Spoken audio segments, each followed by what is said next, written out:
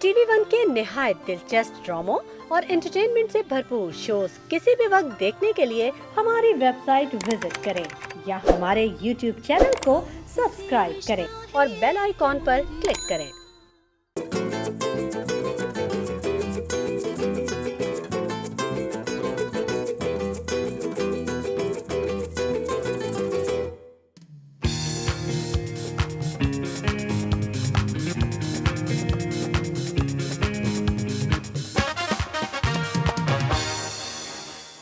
अस्सलाम वालेकुम ख़वातीन और हज़रात, आप देख रहे हैं द मॉर्निंग स्टार और आज के शो में हम आपको खुशामदीद कहते हैं। जैसे कि आप लोग जानते हैं कि वक्त बदल रहा है, मौसम बदल रहा है। आजकल कराची में एक नया हवाओं का सिलसिला शुरू हुआ है और पता ये चला है कि जो मॉनसून का वेदर है, जो बारिशें हैं, वो एंड ऑफ जून तक आना शुरू हो जाएंगी और जो बारिशों का सिलसिला है वो तकरीबन कोई 3 माह तक जारी रहेगा। कैसा ज़रूरत है पानी की, क्योंकि पानी एक ख़जाना है। अभी नहीं आया पानी, प्लीज़ पानी पिलाएं सबको। ख़वातीन और हज़रात, आज का शो स्टार्ट करते हैं। एक आज की थॉट ऑफ द डे। अभी जिस तरह के आप लोग जानते हैं, पिछले दिनों मेरी सालगिरह थी और उसके अंदर बहुत सारे लोगों ने विश किया। अब मुझे एक नया ट्रेंड आजकल, जैसे कि आप लोग जानते हैं कि नया ट्रेंड है, वो क्या है कि आप लोग ज़्यादातर लोग इंस्टाग्राम के ऊपर तस्वीर डालते हैं, उसके ऊपर अपनी अच्छी अच्छी विशेज़ लिखते हैं और बस कहा यह जाता है कि जान छूट जाती है इस तरह। लेकिन मेरी एक दोस्त है बहुत ही बचपन की, माशाल्लाह हमारी दोस्ती को भी तकरीबन कोई 14-15 साल का वक्फा गुजर चुका है, आई थिंक प्रॉब्ली मोर। मुझे पहली बार इतने अरसे के बाद, तकरीबन कोई समझ ले 8-9 साल के बाद, मुझे अपनी सालगिरह पे एक बर्थडे का कार्ड मिला।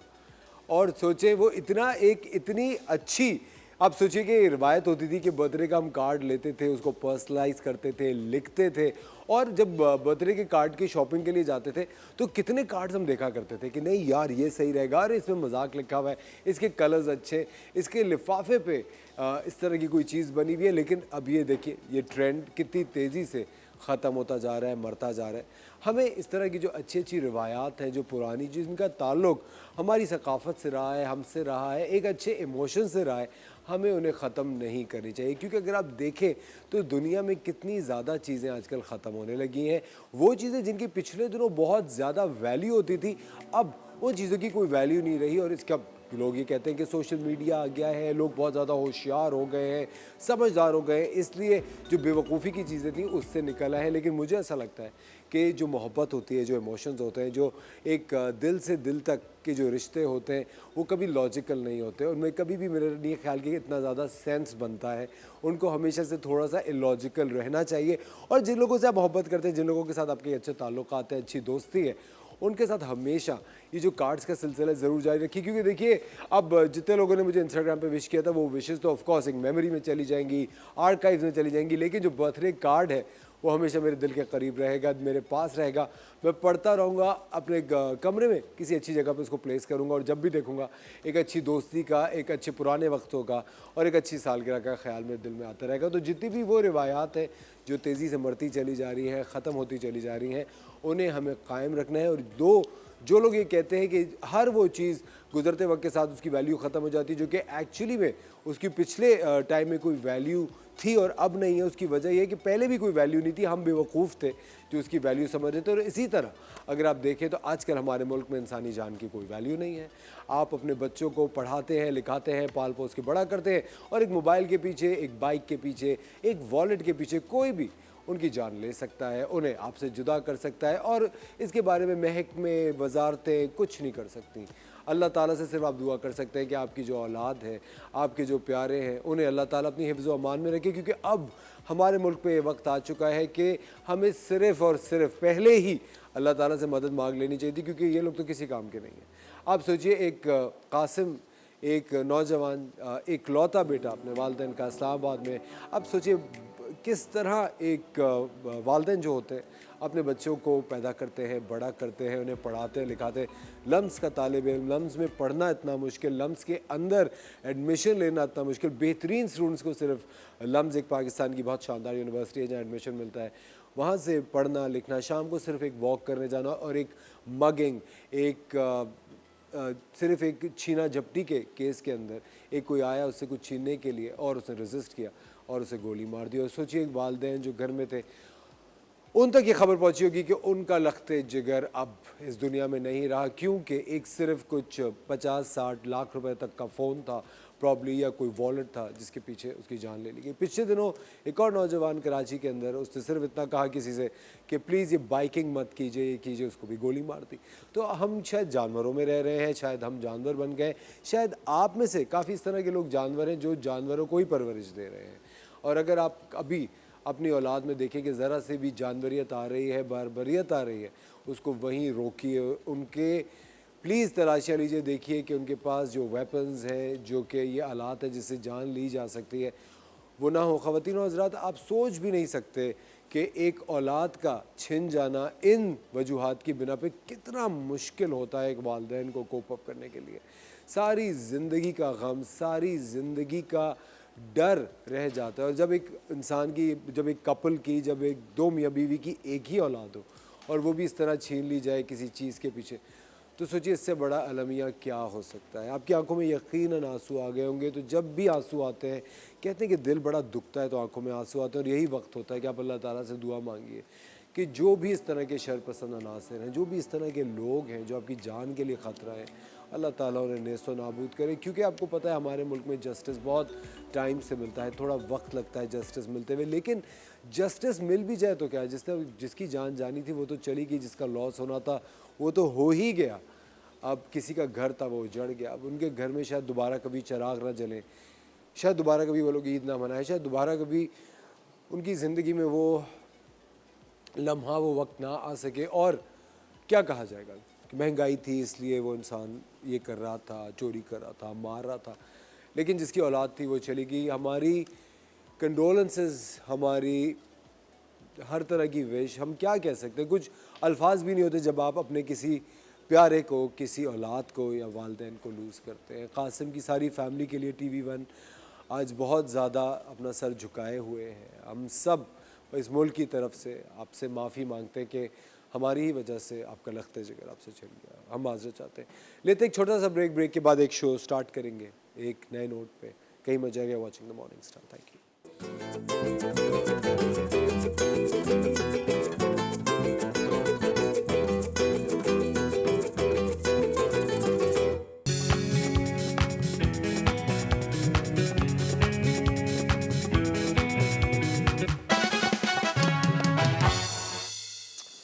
ख़वातीन और हज़रात, एक बार फिर हम आपको द मॉर्निंग स्टार में खुशामदीद कहते हैं। एक नई उम्मीद के साथ आज का शो शुरू करेंगे कि इंशाअल्लाह अल्लाह ताला सब कुछ हमारे मुल्क में, दुनिया भर में बहुत बेहतर कर देगा। सारे हालात बेहतर हो जाएंगे, लोग बेहतर हो जाएंगे, लोगों के अंदर एक तमद्दुन, एक ठहराव आ जाएगा और वो अपनी ज़िंदगियाँ, औरों की ज़िंदगियाँ बेहतर करेंगे। जिस तरह हमारा हमेशा से यही एक मिशन रहता है।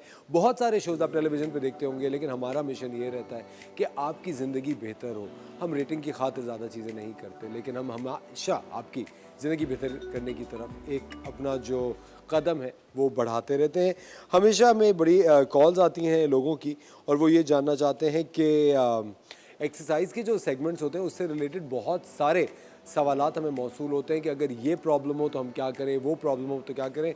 तो दिल छोटा मत कीजिए, आने वाले दिनों में हम एक फ़िटनेस ट्रेनर को ज़रूर अपने शो में दावत देंगे। न्यूट्रिशनिस्ट तो बहुत सारे आते रहते हैं, लेकिन फ़िटनेस ट्रेनर्स जितने भी होते हैं जो कि जिम में आपको एक्सरसाइज कराते हैं, एक्सरसाइजेस बताते हैं, उनको हम अपने शो पे दावत देंगे ताकि आप लाइव कॉल्स करके आपके जो भी प्रॉब्लम्स हों, आपके जो भी सवालात हैं, उनको हम हल कर सकें। हमारे पास फिटनेस सेगमेंट के अंदर योगा होता है, और कभी कभी हम लोग आपको जिम ले जाके एक्सरसाइज कराते हैं।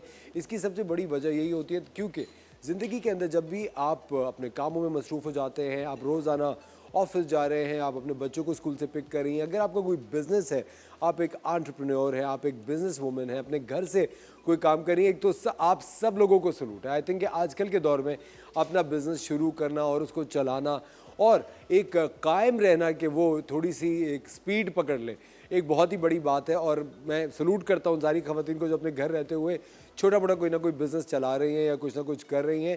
जब आप इन चीज़ों से आप सोचिए कि थक जाते हैं, तो हम सिर्फ ये सोचें अरे यार थक गए, अब सो जाते हैं। आपको ये अंदाज़ा नहीं है कि जब थकन आपको हो रही होती है, जब आपकी बॉडी टूट रही है, आप टायर्ड हैं, सोना तो बहुत अच्छी बात है, लेकिन अगर आप अपने दिन का आगाज़ एक्सरसाइज से करेंगे, अगर आप अपना दिन एक्सरसाइज से शुरू करेंगे तो आपको वो थकन नहीं होगी, वो एंजाइटी नहीं होगी, आपकी बॉडी जो है वो फ्लेक्सिबल रहेगी, आप अच्छा महसूस करेंगे।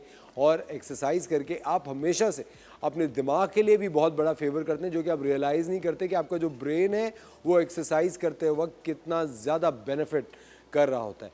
ब्रीदिंग एक ऐसी चीज़ है, सांस लेना को सारे इंसानों के लिए, हर जानदार के लिए सांस लेना बहुत ज़रूरी है। और सुबह का जो वक्त है वो सांस लेने के लिए बेहतरीन टाइम है। अपने आप को रोज़ाना कम से कम 10 मिनट दीजिए, एक पुरफ़ज़ा मकाम पे जाइए, चाहे वो आपके घर की बालकनी हो, चाहे बाहर रोड हो। हर घर में, हर फ्लैट में, हर घर में बालकनी ज़रूर होती है, तो आप किसी भी खिड़की में, किसी भी बालकनी में खड़े हों सिर्फ 10 मिनट के लिए खामोशी में। और मैं आपको बता रहा हूँ, आजकल के दौर में मोबाइल फ़ोन के साथ साथ जो हेडफोन्स मिलते हैं वो एक बहुत बड़ी ब्लेसिंग है। वो आपको फजूल बातों से, फजूल लोगों से बहुत अच्छी निजात दिलाते हैं, क्योंकि आप इतनी जगह बैठे हुए होते हैं, इतनी सारी बातें इधर उधर होती हैं जो कि आप नहीं सुनना चाहते, ना उन बातों का हिस्सा बनना चाहते। तो हेडफोन ज़रूर अपने पास रखें, आप हेडफोन लगाएं। और अगर आप लकीली एक ऐसी जगह पर हो जहाँ का मौसम अच्छा हो और इतनी गर्मी ना हो और हवाएं चल रही हो, प्लीज़ सांस लीजिए और आराम से सांस लीजिए। Breathe in and breathe out, और उस ब्रीद इन और ब्रीद आउट से आपका जो ब्रेन है वो बेनिफिट करेगा, आपका जिस्म बेनिफिट करेगा, और आपके अंदर इतनी ताजगी और इतनी एनर्जी आ जाएगी कि आप अगले तकरीबन कोई पूरे दिन के लिए आप एक तरोताज़ा रहेंगे, आपके अंदर एक एनर्जी रहेगी और अपना काम आप बखूबी कर सकेंगे। हमारे साथ फिटनेस और न्यूट्रिशन के सेगमेंट में आज सैयद फ़ज़ल इलाही होंगे और एक बहुत ही ज़बरदस्त फ़ज़ल इलाही चीज़ आपको बताएंगे, एक्सरसाइज फॉर बिगनर्स। अगर आज तक आपने कोई एक्सरसाइज नहीं की है, अगर आज तक आप जिम नहीं गए, आपका कोई एक्सरसाइज का रूटीन नहीं है, तो आज हम आपको बता रहे हैं कि क्या कहते हैं, कल करे सो आज कर, आज करे सो अभी। तो अभी वो वक्त है कि आप एक्सरसाइज स्टार्ट कीजिए और अपने आप को फिट रखिए, अपने आप को अच्छा महसूस कराइए। और फ़ज़ल से स्पेशली ये जो सेगमेंट हमने आपके लिए अभी पेश करेंगे, उसके अंदर जो ख़ास तौर पे जिस चीज़ को हमने सामने रखा था वो यही था कि बहुत सारे लोग एक्सरसाइज आज तक नहीं करते या काफ़ी अरसे से नहीं किया, और उनको ये डर होता है कि अगर हम एक्सरसाइज करने जाएंगे तो एकदम से बॉडी में पेन होना शुरू हो जाएगा, कोई जॉइंट डिस्प्लेस ना हो जाए, कोई झटका ना आ जाए, कोई मसल पुल ना हो जाए। एक तो हम खदशात में तो जीते ही हैं कि इतने खदशात होते हैं, ये ना हो जाए, वो ना हो जाए। तो इसीलिए हमने ये जो सेगमेंट तैयार किया आपके लिए, ये फॉर बिगिनर्स है।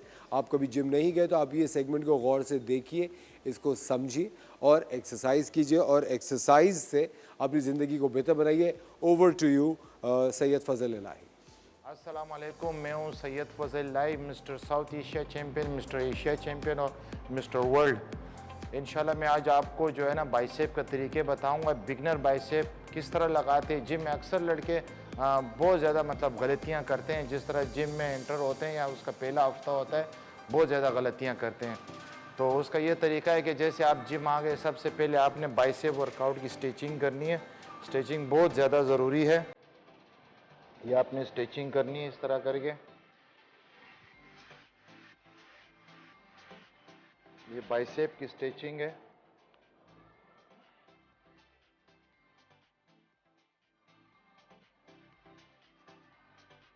स्ट्रेचिंग करके आपने 5 से 10 मिनट करनी है कंप्लीट स्ट्रेचिंग।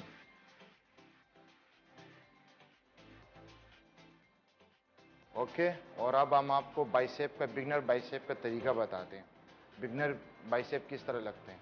ये 17 एज है इसकी, और इसका जो बिगनर बाइसेप वर्कआउट होगा, सबसे पहले हम बाइसेप रॉड का तरीका बताएंगे। आपने बाइसेप में जो है ना रॉड इस तरह पकड़नी है, पोजीशन ये रहेगी। यस, पकड़ें। ये बाइसेप का पहला सेट है, ये नीचे स्लो लाना है, ऊपर ले जाएं और नीचे स्लो लाना है। इस तरह आपने 4 सेट लगाने, 15-15 रेप्स के। उसमें ये एहतियात रखने, आपने जो है ना ये रखना है बाइसेप को।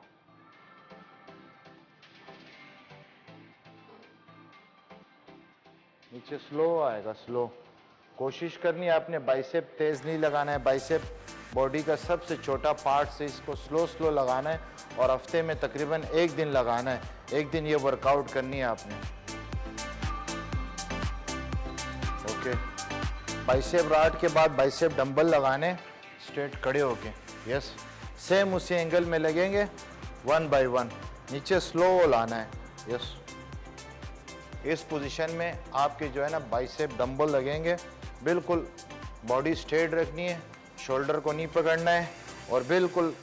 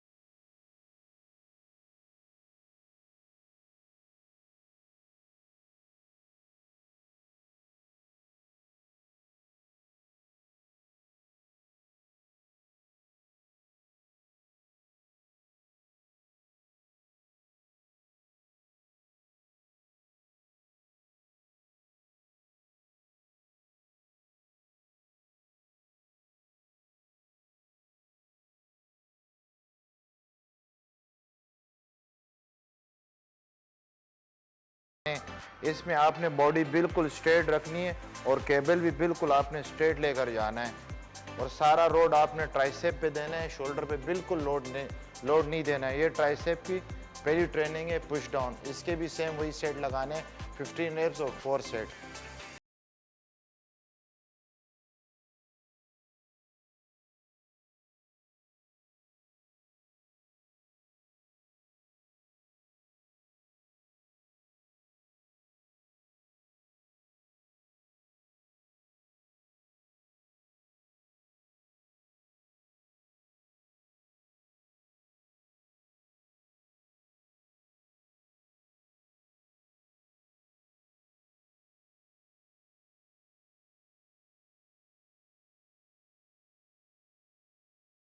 ताकि ट्राइसेप को पुश करना है।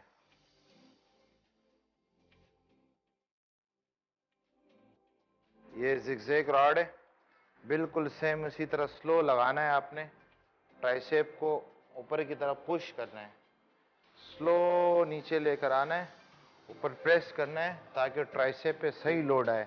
इसके भी वही 10 से 15 रेप्स लगाने और 4 सेट है।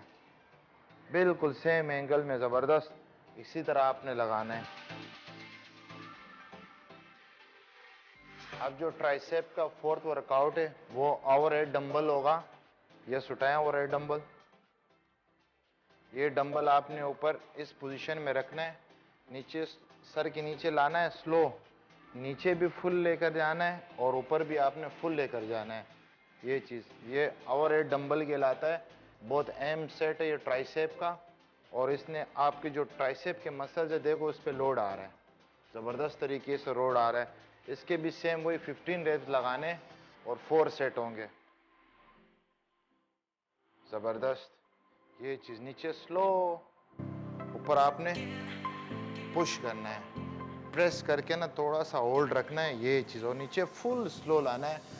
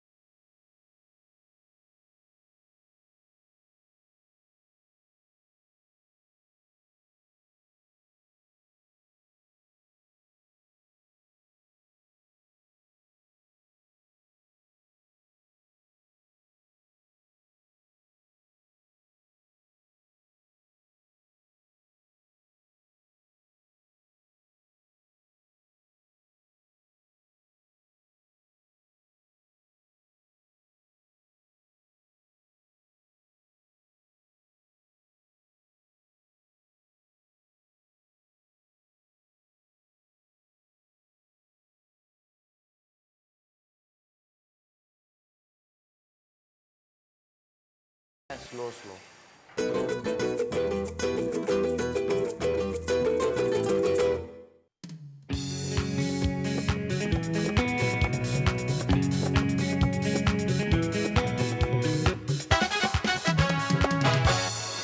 वेलकम बैक खवातीन और हज़रात, आप देख रहे हैं द मॉर्निंग स्टार। एक बार फिर हम आपको खुशामदीद कहते हैं हमारे शो में। अब सब लोगों के चेहरों पे मुस्कुराहट बिखर जाएगी क्योंकि सारे मसले सॉल्व होने वाले हैं और सारे मसले सॉल्व करने के लिए आ गई हैं आपकी और हमारी फेवरेट डॉक्टर बिल्किस। अस्सलामुअलैकुम। सलाम, कैसी डॉक्टर बिल्किस? अल्हम्दुलिल्लाह ठीक ठाक। क्या डॉक्टर बिल्किस आज हम किस बारे में बात कर रहे हैं?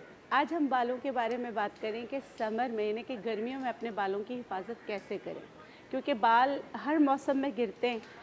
तो कुछ लोग ऐसे होते हैं जिनके गर्मियों में बहुत ज़्यादा बाल गिरते हैं, तो वो अपने बालों को गिरने से कैसे बचाए, क्योंकि गर्मियाँ इतनी हैं तो ऑयलिंग की नहीं जाती, तो उसका अल्टरनेट क्या है, इस पे बात करें। अच्छा डॉक्टर साहब, एक ये भी तो होता है ना कि कभी कभी जिस तरह आप अपनी मसरूफ़ ज़िंदगी में होते हैं, अपनी डाइट का ख्याल नहीं रख पाते, तो एकदम से एक फ़ेज़ आता है कि आपके बाल बहुत गिरेंगे, फिर आपने डाइट बैलेंस की तो फिर वो सही हो जाएंगे।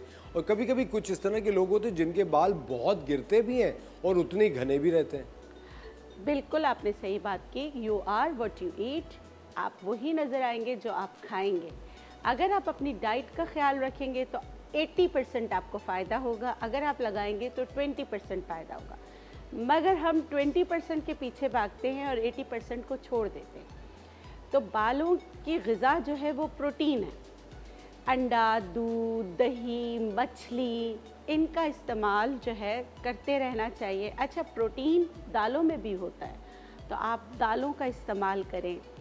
और फिर बाल गिरने की बहुत सारी वजूहात होती हैं आपकी इंटरनल हेल्थ, जैसे अगर थायराइड हो, खून की कमी हो, विटामिन D3 कम हो, या कोई भी बीमारी, जिस तरह की बहुत सारी ऐसी बीमारियां हैं जो कोविड से रिलेटेड हैं, आपको टाइफाइड हो जाए, मलेरिया हो जाए, जहां आपके हेल्थ को कॉम्प्रोमाइज़ करना पड़े, वहां आपके बाल भी गिरना शुरू हो जाते हैं।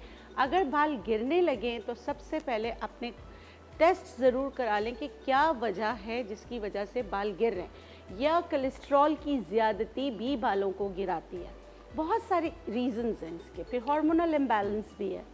अच्छा, और एक और चीज़ मैं आपको बताता ही चलूँ कि अगर आप डॉक्टर बिल्किस से बात करना चाहते हैं तो आप हमें कॉल कर सकते हैं। आपका स्किन हेयर नेल रिलेटेड कोई भी प्रॉब्लम हो, बल्कि कोई भी प्रॉब्लम हो, आप डॉक्टर बिल्किस को कॉल करके अपनी प्रॉब्लम का हल जान सकते हैं। फ़ोन नंबर्स आपकी स्क्रीन पे आ रहे होंगे, आप शाबाश फ़ौरन से कॉल कीजिए और डॉक्टर बिल्किस से बात कीजिए। डॉक्टर बिल्किस, हम क्या टोटका शुरू कर रहे हैं? बहुत धुआं उठ रहा है फ्राइंग पैन से। जी, लोगों के ज़िंदगी से जो धुआं है उसको कम करने के लिए ओल्ड इज़ गोल्ड, यानी कि जो पुराने नुस्खे थे कहीं ना कहीं हम नए की तलाश में उनको भूल चुके हैं। लेकिन बालों के लिए अभी भी अगर आप कोई भी ऐड उठा के देखें, उसमें आंवला का जिक्र होगा, सिकाकाई का जिक्र होगा, रीठे का जिक्र होगा, तो वो चीज़ें तो हमारे मुल्क में मिल जाती है आसानी से, तो आप उन्हीं को क्यों ना इस्तेमाल करें अगर आपके बाल बेतहाशा गिर रहे हैं। लेकिन कुछ लोग ये कहते हैं जब हम हर्ब्स इस्तेमाल करते हैं तो उससे हमारे बाल ड्राई हो जाते हैं। आपके बाल ड्राई ना हो, और आपको मैं एक हेयर टॉनिक बनाना बता रही हूँ जो बहुत ज़्यादा माइल्ड शैम्पू है और इंस्टेंट आप बना सकते हैं। यहाँ मैंने नहीं भिगोया, आप रात भर इनको भिगोएं, फिर उसको पकाने रख दें। जैसे मैं अगर एक टाइम आप बना रहे हैं तो आपने 6 से 7 रीठा लेना है, उसमें आंवला 1 चम्मच आप ले लें, बाल जड़ जो है वो आप 1 से 2 अदद डाल दें इसमें। उसके बाद मेरे पास अखरोट के छिलके हैं, ये वाले जो अखरोट के ऊपर छिलका होता है, सख्त छिलके के ऊपर वाला छिलका, अगर आपको नहीं मिलता तो आप अखरोट के छिलके भी इसमें डाल सकते हैं। ये बालों के जो कलर है उसको सही रखने में आपकी मदद करेगा। अब आपने क्या करना है, इसको पका लेना है। पहले तो आपने रात भर भिगोना है, उसके बाद आपने इसको पकाने के लिए रख देना है। और ये जो रीठे हैं इसको आप तोड़ के डालिएगा, मतलब इसका बीज निकाल के डालिएगा। एक वजह इनके इस्तेमाल से जो बाल आपके ड्राई हो जाते हैं वो इसलिए होते हैं कि आप इसका पाउडर डाल देते हैं और आप उसको छानते नहीं हैं, तो जो इसके बीज होते हैं वो आपके बालों को तोड़ता है। तो आपने ये नहीं करना, आपने इसको अच्छी तरह उबालना है, छानना है, इसका जो पानी है उसका इस्तेमाल करना है। ख़ास कर बच्चों को तो आप यही इस्तेमाल कराएं, उससे क्या केमिकल से भी बचेंगे, बाल साफ़ भी होंगे और उनके बाल जो है वो बढ़ेंगे भी, और बालों में अगर खुश्की वगैरह हो जाती है बच्चों को, उससे भी उनको निजात हो। अच्छा, हमारे साथ एक कॉलर मौजूद है, उनसे बात करते हैं। रेहाना की कॉल है कराची से। हेलो, अस्सलाम वालेकुम रेहाना। वालेकुम सलाम, क्या हाल है? ठीक है, मैं बिल्कुल ठीक। डॉक्टर बिल्किस हमारे साथ हैं, आप क्या कहना चाहेंगी? मैं डॉक्टर दरकीस से बात कर रहा हूँ। जी अस्सलाम वालेकुम रेहाना, फरमाइए।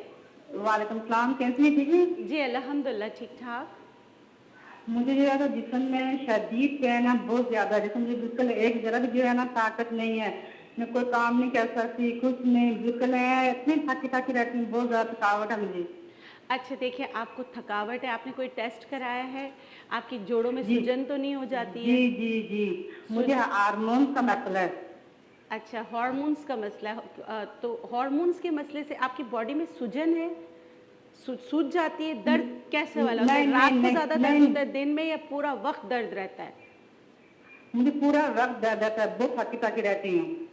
अच्छा, आपकी देखिए अभी हार्मोन प्रोफाइल भी है ना, क्या मसला है हार्मोन का? मुझे जो है मंथली सिस्टम भी नहीं है, 3-4 साल से। मेरी 37 एज है, तो हार्मोन जो है तो मेरे बिल्कुल जो है ना अनफॉर्चुनेटली जो है ना बिल्कुल जीरो पे है। अच्छा देखिए, मैं आपकी जितनी मदद कर सकती हूँ, लेकिन हार्मोन्स का पूरा टेस्ट कराएं, साथ में कैल्शियम और विटामिन D3 भी कराएं, ठीक है? आपने अगर हार्मोन्स का कोई भी मसला है, हमने वैसे यहाँ कहवा बनाना बताया था, आप वो भी इस्तेमाल कर सकती हैं। नहीं तो आपने क्या करना है, चुटकी गाजर के बीच अगर आप कोई शुगर और थायराइड की दवा नहीं लेती, तो सुबह खाली पेट फाँक कर ऊपर से पानी पी लीजिए। दर्दों के लिए मेथी और अलसी आप तवे पे भून लीजिए, और मेथी दाना हम वज़न आप ले लीजिए, इसको पीस लीजिएगा। पीस कर पाउडर बना के 1/4 चम्मच दिन में 2 बार खानों के साथ लीजिएगा। अगर आपको ये दर्दें हार्मोनल इम्बैलेंस की वजह से है, तो आपको बहुत ज़्यादा फ़र्क पड़ेगा। और आपने इसके साथ हल्दी वाला दूध पीना है, जिसमें आप दालचीनी और लौंग ज़रूर डालेंगी, और हल्दी आप आंबा हल्दी डालेंगी, जिसे हम चोट हल्दी भी कहते हैं, वो 1/4 चम्मच डालेंगी। 2 काली मिर्च लाजमी डालिएगा, ताकि हल्दी वाला दूध आपके जिस्म में जज्ब हो जाए। ये कीजिएगा, इंशाल्लाह आपको फ़र्क पड़ेगा। रेहाना, बहुत बहुत शुक्रिया कॉल करने का। डॉक्टर बिल्किस प्लीज़ एक बात ये बताइए जी। कि जो हल्दी वाला दूध है वो बहुत सारे लोग वैसे भी पीते हैं। जी। जिस तरह हफ्ते में 1 दिन या हफ्ते में 2 दिन कहते हैं, उसकी एंटीबायोटिक वाली क्वालिटीज़ होती जी, हैं और आपके बिल्कुल। अंदर तबीयत आपकी सही करता है। कौन से ऐसे लोग हैं जिनको हल्दी वाला दूध नहीं पीना चाहिए? अच्छा, किसी को अगर हल्दी से, देखिए अब हल्दी के बारे में कहते हैं कि इससे ये गर्म है, जी। ऐसा कुछ भी नहीं। सही है, हो सकता है कि वो लोग जिनको सूट ना करे, अब ऐसे जैसे किसी को दूध सूट नहीं करता, किसी को किसी चीज़ से भी एलर्जी हो सकती है, तो फिर वो हल्दी वाला दूध ना पिए। जैसे लैक्टोज, बहुत सारे लोग लैक्टोज जी इंटॉलरेंट होते हैं, बिल्कुल, उनको दूध जिनको दूध सूट नहीं करता या जिनको हल्दी सूट नहीं करता, तो उनको हल्दी वाला दूध भी सूट नहीं करेगा। लेकिन कुछ लोग अगर ये कहें कि हमने हल्दी वाला दूध पिया तो नाक से ब्लीडिंग हो गई या इस तरह कुछ हो गया, ऐसा कुछ भी नहीं होता। गर्म है, मतलब हाथ पांव जलने लग गए, ऐसा नहीं होता। तादाद पर भी होता है। जैसे आपने 1/4 टीस्पून आपको कहा गया है, और आप 1-1 चम्मच 2-2 चम्मच डाल देंगे, तो जाहिर सी बात है ज़्यादती ख़राब होती है। मैं कभी भी हल्दी वाला दूध बनाने की कोशिश कर रहा होता हूँ ना डॉक्टर बिल्किस, पता नहीं मैं फिर ना दूध सोडा बना के पी लेता हूँ। हल्दी वाला दूध पीना तो कर चाहिए, सकते हैं। है ना? दूध सोडा इतना गर्मियों में तो हाँ। कितना एक फायदे, मुझे तो बहुत मजा आता है। हाँ बिल्कुल, आप पी सकते हैं।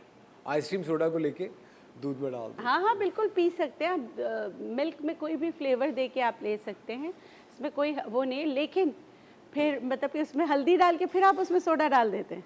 क्या कह रही है? हल्दी वाला बना के सोडा डाल देते हैं। नहीं, अच्छा, मैं यही कह रही थी वो जाता ना इसी कीजिएगा। अज़म से हूँ कि हल्दी वाला दूध बनाऊंगा, लेकिन फिर दूध सोडा बना लेता हूँ। हमारे पास आसिफा की कॉल है, एबटाबाद से, उनसे बात करते हैं। अच्छा, कॉल ड्रॉप हो गई। प्लीज़ आप हमें कॉल कर सकते हैं और डॉक्टर बिल्किस से वो सब जान सकते हैं जो कि आप जानना चाहते हैं अपनी हेल्थ रिलेटेड। डॉक्टर बिल्किस, जब आप बालों अच्छा, आपने अभी एक बात की थी जी। कि हल्दी वाला दूध कौन नहीं पी सकता है, तो अगर आप डायलिसिस पे हैं तो अपने डॉक्टर से, कुछ ऐसे सीरियस कंडीशन होते हैं जैसे डायलिसिस वाले पेशेंट हैं, किडनी, उसमें आपको कितनी चीज़ें लेनी, कितना अपने चीज़ें आप इस्तेमाल कर सकते हैं उसके साथ, और बहुत सारे मसाइल होते हैं, तो प्लीज़ वो लोग डॉक्टर से पूछ के इस्तेमाल करें। अच्छा, आई थिंक डॉक्टर से अच्छा जिनके कोई सीरियस कोई प्रॉब्लम हो, खुदा ना सीरियस खास्ता। प्रॉब्लम हो और लीवर सोरोसिस की तरफ जा रहा है, यानी कि लीवर सिकुड़ रहा है, अच्छा, तो उसमें भी नहीं। या जॉन्डिस है तो हम नेचुरोपैथ कहते हैं कि उसमें पीला रंग नहीं इस्तेमाल करें, तो वो लोग भी ना करें। ओके ओके ओके, हाँ जॉन्डिस में तो येलो कलर हाँ, से येलो परहेज कलर करते का हैं। इस्तेमाल। खवातीन और हज़रात, आप देख रहे हैं द मॉर्निंग स्टार। लेते हैं एक छोटा सा ब्रेक, के में जाएगा डॉक्टर बिल्किस हमारे साथ है। ब्रेक के बाद या ब्रेक में भी आप डॉक्टर बिल्किस को कॉल कर सकते हैं। मिलते हैं आपसे ब्रेक के बाद।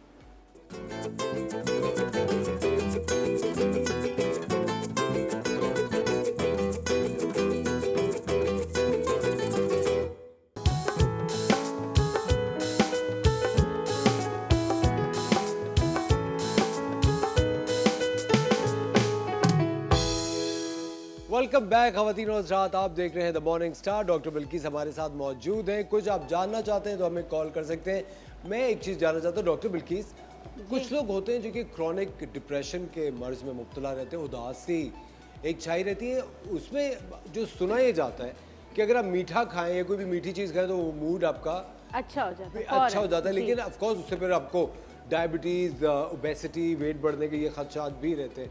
तो क्या ये इसमें सच्चाई है कि मीठा खाना चाहिए? मीठा, कुदरती मीठा लाजमी खाना चाहिए ऐसे लोगों को। शुगर नहीं तो शुगर केन, गन्ने का रस ज़रूर पीना चाहिए। और दूसरी बात है कि खजूरें खा सकते हैं, 7 खजूरें रोज़ाना खा सकते हैं। और उसके अलावा कैमोमाइल टी पीना चाहिए। लेकिन कुछ लोगों को ऐसा होता है कि शुगर लो हो जाता है, तो उसके लिए भी थोड़ा सा चॉकलेट वगैरह जो है ना अपने साथ रखना चाहिए। जी बिल्कुल, इसीलिए तो चॉकलेट मूड स्विंग के लिए बहुत अच्छा होता है। जो चॉकलेट मूड स्विंग के लिए अच्छा होता है, और उसके साथ अब बहुत सारे लोग दूध दही में चीनी मिला के दही या में फ्रूट चीनी मिला के भी बिल्कुल फ्रूट्स डाल के खाते हैं। बजाय चीनी के या गुड़ थोड़ा सा मिला लें या मिश्री मिला लें तो वो ज़्यादा बेहतर है। अच्छा, मिश्री बहुत अच्छी है। आसिफा की कॉल है, जी। आपसे बात करते हैं। हेलो जी, अस्सलाम वालेकुम आसिफा, वालेकुम सलाम। कैसी हैं आप? क्या हाल है भाई? बिल्कुल ठीक, कैसी हैं आप? डॉक्टर बिल्किस हमारे साथ है, क्या कहना चाहेंगी? भाई उनसे ना मैदे का पूछना था। मैंने ना तेजाब पिया हुआ है आज से 8 साल पहले। शाबाश तेजाब पी लिया जी। था? मैदे का बहुत मसला है, दर्द होती है, खाना खाया पिया हजम नहीं होता मुझे। अब आपको मैं क्या कहूँ, आपने तेज़ाब क्यों पिया है ना, सबसे पहले। डॉक्टर बिल्किस आपने छोड़ना नहीं है इन्हें। जी बिल्कुल, मैंने इसीलिए पहले कहा शाबाश। आपने इतनी बड़ी गलती कैसे की?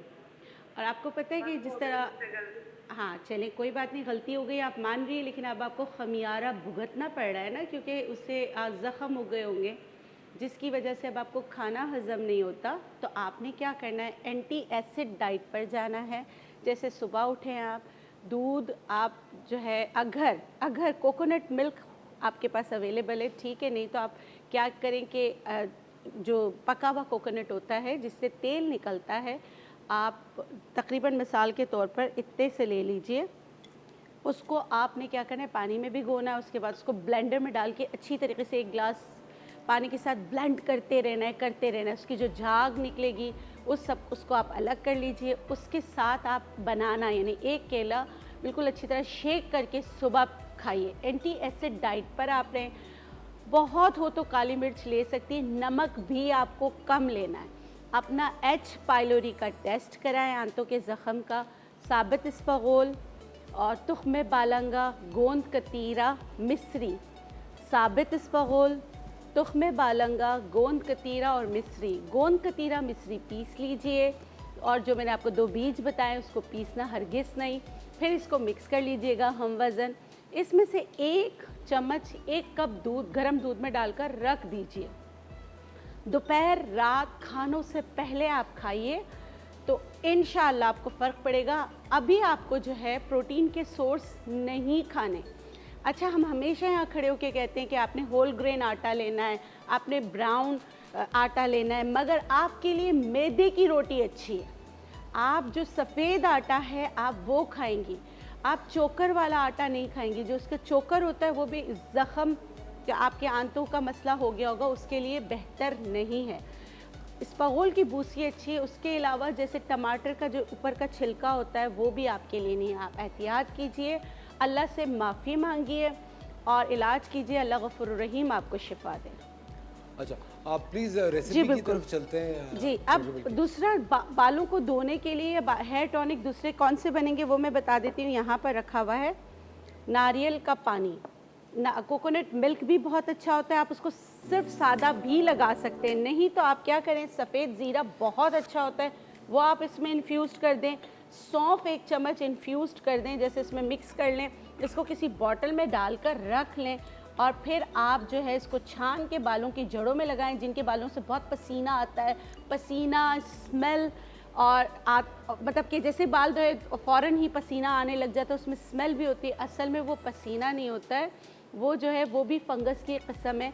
तो आप इसका स्प्रे करेंगे तो इंशाल्लाह इससे फ़र्क पड़ेगा। और उन लोगों के लिए बाल धोने के लिए यहाँ पर पड़ा है बेसन, बेसन भिगोकर उससे बाल धोइए बजाय शैम्पू करने के, उससे आप लोगों को बहुत ज़्यादा फ़र्क पड़ेगा इंशाल्लाह। दूसरा नारियल का पानी भी बहुत अच्छा होता है, वो भी इस्तेमाल कर सकते हैं। दालों के पानी जैसे माश की दाल, चने की दाल, मूंग की दाल, ये जो दाल का पानी अलग से होता है वो, और चावलों का पानी जिसमें हम चावल भिगोते हैं, भिगोने के बाद हम उसको फेंक देते हैं, आप फेंके नहीं, उसको अपने बालों में इस्तेमाल कर लीजिए। उसके प्रोटीन, उसके वाइटामिन्स, उसके मिनरल्स वो सब उस पानी में आ चुके होते हैं। अच्छा डॉक्टर बिल्किस, हमारे साथ नादिया की कॉल है सक्कर से, उनसे बात करते हैं। अस्सलाम वालेकुम नादिया। हेलो नादिया, आपको मेरी आवाज़ आ रही है? जी आ रही है। जी नादिया, क्या सवाल है आपका? जी मेरा ये सवाल है कि जो डॉक्टर बिल्किस की प्रोडक्ट मंगवाई वो अभी तक आई नहीं है। मेरी प्रोडक्ट आपने मंगाई वो अभी तक नहीं आई, कहाँ से मंगाई है? जी आपके व्हाट्सएप पे नंबर पे। मेरे ऑफिस के नंबर से। अब मैं आपको नंबर दे रही हूँ, व्हाट्सएप नंबर, आप उस पर जो आपने जो प्रोडक्ट मंगाई है उसकी भी स्क्रीनशॉट भेज दीजिए। मैं बता सकती हूँ नंबर, मैं बता देती हूँ, 0300-280-7243। यहाँ पर आप अपना व्हाट्सएप नंबर है, कॉल मत कीजिएगा प्लीज़। आप अपना जो आपकी शिकायत है वहाँ बता दीजिए, मैं देख लूँगी कि आपको प्रोडक्ट क्यों नहीं मिली। बाज़ औक़ात आप प्रोडक्ट मंगाते हैं, आपके पास पहुँच जाता है, तो आप लोग कहते हैं कि अभी नहीं कल आना, तो वो वापस आ जाता है, ये भी हो सकता है। Thank you very much Nadia, बहुत बहुत शुक्रिया कॉल करने का। अच्छा डॉक्टर बिल्किस, ये जो अभी आप चीज़ बना रही है इसका नाम क्या है? कौन सी? ये जो भी आप बना ये मैंने हेयर टॉनिक और हेयर वॉश टॉनिक। के लिए सारी चीज़ें बताई है कि समर गर्मियों में हेयर टॉनिक। समर केयर आपको बताया है। आप इस तरह भी कर सकते हैं, जैसे मैंने बताया हम दाल भिगो देते हैं और चावल भिगोते हैं, वो पानी हम फेंक देते हैं, बजाय फेंकने के उसको आप इस्तेमाल कर ले अपने बालों में। अच्छा, जिनको लाइस का प्रॉब्लम होता है, जुओं का या लीखों का, उसको फ़ायदा होगा इस चीज़ से? देखिए, उनके लिए ये है कि फिर उसके लिए नीम को पीस के अच्छी तरह सिलबट्टे पे चटनी बना के उसको आप निचोड़ें मलमल के कपड़े में, उसमें आप हल्दी मिला लें, हल्दी 1 चम्मच मिलाकर उसको सर की जड़ों में अच्छी तरह लगाएं।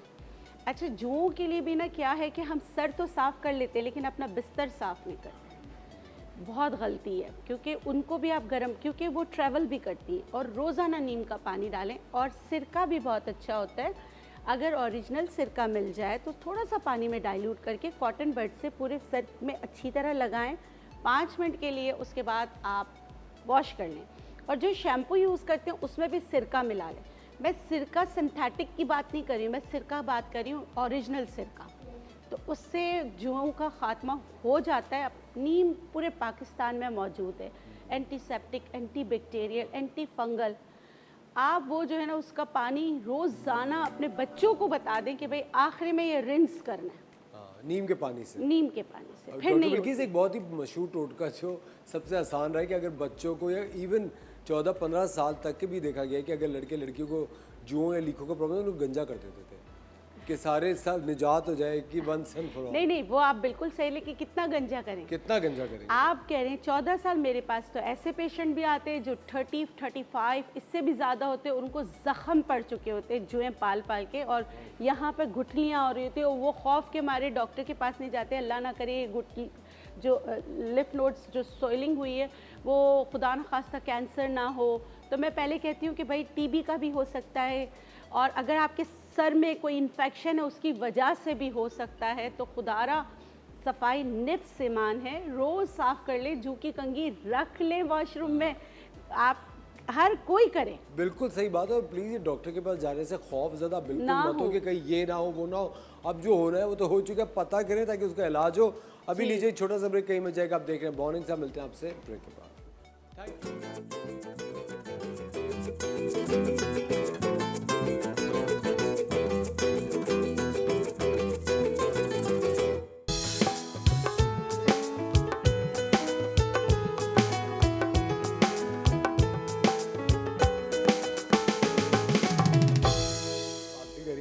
वेलकम बैक खवातीन और हज़रात, आप देख रहे हैं द मॉर्निंग स्टार। हम अब मौजूद है अपने हवा किचन क्वीन के साथ। हाँ, इतनी कैसे आप? तारीफें, आपकी तारीफें करता हूँ ना, जबान लड़खड़ाने हाँ लग जाती हाँ, बिल्कुल सच बोलते हुए ना है। जबान जबान ही लड़खड़ाती है मेरी।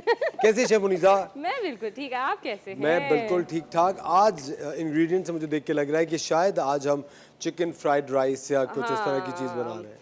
आज हम कोफ्ते बना रहे हैं। कोफ्ते, एक्सेलेंट। लेकिन पता है किसके आई बना रहे लव मटन। मटन कोफ्ते तो मटन के अच्छे लगते हैं? हैं। कोफ्ते मटन के अच्छे लगते हैं, जी। लेकिन आज जो हम बना रहे बीफ हैं बीफ कोफ्ते भी अच्छे होते हैं। हाँ, बीफ कोफ्ते भी बीफ अच्छे कोफ्ते ज़्यादा अच्छे लगते होते हैं। बिल्कुल बिल्कुल। लेकिन आज आप गैस करें ना, हम मटन बना रहे हैं ना बीफ बना रहे हैं। हैं। फिश कोफ्ता, नहीं, फिश कोफ्ते भी नहीं बन रहे। बीफ, आपकी मटन, चिकन favorite- कोफ्ते, आपके प्रॉन favorite- प्रॉन प्रॉन कोफ्ते। नहीं, आप हार रहे हैं भाई, जल्दी से गैस करें। चिकन कोफ्ते, दाल कोफ्ते। दाल के कोफ्ते बनते हैं? तो फिर किस चीज़ के वैसे होंगे? आइडिया अच्छा, दाल के कोफ्ते बना सकते हैं हम। हाँ। हाँ, आज बना रहे हैं वेज कोफ्ते। क्या? म्यूजिक तो हो यार कुछ, आप लोग वेज वेज का म्यूजिक सुन के नहीं, वो ना जम सभी गए। सुन हो गए। वेज वो कोफ्ते- हमारा बैंड जम चुका है कि ये क्या आपने किस ऐसी बात कर दी कि जो ना कभी सुनी ना कभी सुनी जाए। शबनी साहब, वेज के कोफ्ते कौन बनाता है? मैं बनाती हूँ। सही बताएं। हाँ। वेजिटेबल कोफ्ते। वेजिटेबल मलाई कोफ्ता हम बना रहे हैं, जो कि बहुत मजे का बनता है। ये सारे कॉन्सेप्ट क्यों आप लोग इस चीज से बाहर नहीं निकल रहे कि चिकन के बगैर भी जिंदगी है, सिर्फ मुर्गी मुर्गी मुर्गी। अब क्या चाह रही है, मैं रिजाइन कर दूं इस शो से, मैं चला जाऊं? नहीं, देखिए मैंने फिर ऐसा क्या कहा फिर तो क्या नहीं है, क्या लेकिन चाह अगर रही आप करना हैं? चाहें आप तो बदला तो नहीं कर बुशरा को मैंने बुलाया था उसका। बहुत बुशरा के साथ कल तुमने मैक्सिकन स्टेक खा ली। हाँ, अब चिकन तुम- खाया था ना कल। हाँ। भाई रोज रोज थोड़ी चिकन होता है, घर में भी हम रोज रोज थोड़ी चिकन बना सकते हैं। आपके घर में रोज चिकन बनता है? चाय पियेंगी? नहीं, आप लोग पी रहे हैं चाय? हाँ, अब जब मैंने वेज कोफ्ते का नाम सुना, मैंने कहा चलो चाय पी लेता हूं। हाँ, चाय पी के दिल को तस्कीन दे दें, तसल्ली दे दें। नाइस चाय। हैं? किसने बनाई है वैसे चाय ये वाली? क्या आप मतलब बनाने वाले थे वैसे यहाँ चाय, किसी दिन आपने कहा था चाय मैं बनाऊंगा, मैं कल बनाऊंगा चाय, प्रॉमिस। चाय। कल मैं आपको इतनी बेहतरीन चाय बनाने का तरीका बताऊंगा, हाँ। आप लोग एक हैरान रह कैसे जाएंगे। पानी डाल के टी बैग डाल दिया और ऐसे जी नहीं, पानी डाल के टी बैग डाल दिया, इस तरह की नहीं, बिल्कुल एक अच्छी मसाले वाली चाय। मसाले मसाले डालेंगे, वाली लाल चाय, जी हाँ। मिर्च, हल्दी वगैरह। और फिर अगले हफ्ते मैं आपको सिखाऊंगा कश्मीरी चाय बनाना। कश्मीरी चाय कैसे बनाना? हाँ, आप कश्मीरी है ना? मैं कश्मीरी हूँ, मुझे मुझे कश्मीरी चाय का फ्लेवर बहुत अच्छा लगता है, लेकिन कुछ लोग ना उसको ज़्यादा नमकीन बना देते हैं। हाँ, वो जो पिंक टी भी जो कहलाती पिंक टी कहलाती है, बट इट्स अच्छा, वेरी पिंक पिंक कैसे होती है वो, मुझे ये बताइएगा। ये मैं भी आपको क्यों बताऊं, क्या पता आप अगले किसी शो में खुद ही बना लें। ये मैं आपको कभी नहीं बताऊंगा। देखा, एक शेफ जो होता है वो अपने सीक्रेट्स रिवील देखिए, नहीं बिल्ली करता। शेर को सब सिखाती है, दरख्त पे चढ़ना नहीं सिखाती। वाह वाह वाह देखें। वाह, तालियां। ये आपके ऊपर कह रहा हूँ, आप मुझे दरख्त पे चढ़ना नहीं सिखा रही। हाँ, देखिए कुछ वो कहते हैं ना शेफ का सीक्रेट इंग्रेडिएंट वो नहीं बताते कभी भी। बिल्ली शेर की खाला होती है। हाँ, वैसे एक जो खुशाइंद बात है हमारे शो की और किचन क्वीन की, जब से हम लोगों ने रमज़ान के बाद शो शुरू किया है, एक बहुत ही बड़ी एक मुसीबत से है हमें छुटकारा अल्लाह ताला ने दिलाया है। वो थे शेफ़ मुनीसा की पहेलियाँ, हाय। जिनके जवाब ना आपके पास थे ना मेरे पास थे, देखिए, है ना शेफ़ मुनीसा? पहेलियाँ वो किताब खो गई, जल गई, या क्या हुआ उस किताब को जहाँ से अभी पढ़ के देखिए लाती आप थी? इतने वो हो जाते थे, बाद में नाराज हो जाते थे। मैंने कहा चलो छोड़ो नाराज यार। तो खैर मैं कभी नहीं हूँ, बस कर दें आप। हाँ, वैसे नाराज तो आप कभी नहीं हुए, यही, लेकिन क्यों नहीं हुए ये तो बताएं। नाराज क्यों नहीं होते क्या आप? इन छोटी छोटी बातों पे क्या नाराज हो? अरे वाह वाह, ये मतलब मैंने सिखा दिया आपको ये वाली बात। बिल्कुल है ना? सिखा दिया, खुश हो जाएं आप। अच्छा, अब देखिए मैं आपको इंग्रेडिएंट्स बता हाँ। चलूँ खवातीन और हज़रात, आज हम बना रहे हैं दिल पे पत्थर रख के वेज कोफ्ते।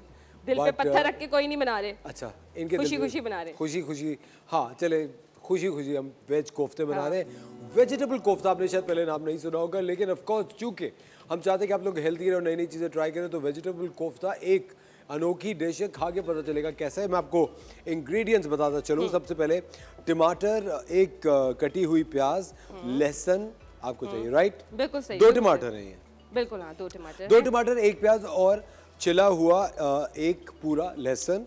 उसके साथ साथ धनिया पुदीना, राइट, धनिया धनिया धनिया, उसके साथ साथ देगी लाल मिर्च, ये राइट, नहीं, ये लाल मिर्च है। लाल मिर्च, बादाम, बादाम बिल्कुल, बादाम तो कच्चा बादाम, दालचीनी, दालचीनी बिल्कुल। गरम मसाला है ना ये? हाँ जी, ये साबुत गरम मसाला है। शबनीता ये आप ही करें तो बेहतर है। अच्छा ओके चले जी, रेसिपी का स्टार्ट करते हैं। आलू जो है वो वेज कोफ्ता की जो बेस होगी वो आलू से बनाएंगे, क्योंकि वो बहुत अच्छा बाइंडिंग एजेंट होता है, तो वो बाइंडिंग भी देगा। उसके अंदर हम जो है वो गाजर फाइन चॉप ऐड करेंगे, शिमला मिर्च फाइन चॉप ऐड करेंगे। इसके अलावा आप जो भी सब्जियां ऐड करना चाहें, जैसे मटर का सीज़न है तो आपने मटर को चॉप करके वो शामिल कर दिया, तो आप डिफरेंट वेजिटेबल्स उसके अंदर ऐड कर सकते हैं। लेकिन मेन इंग्रेडिएंट इसका हमेशा आलू रहेगा, जो एक बाइंडिंग एजेंट है, इसको बाइंडिंग देगा। ठीक है, अच्छा, जो इसकी ग्रेवी बना रहे हैं उसके लिए मैं यहाँ पे क्या कर रही हूँ कि मैं थोड़ा सा पानी लूँगी एक पैन के अंदर, और जो है ये जो सब्जियां हैं इनको हम बॉईल कर लेंगे।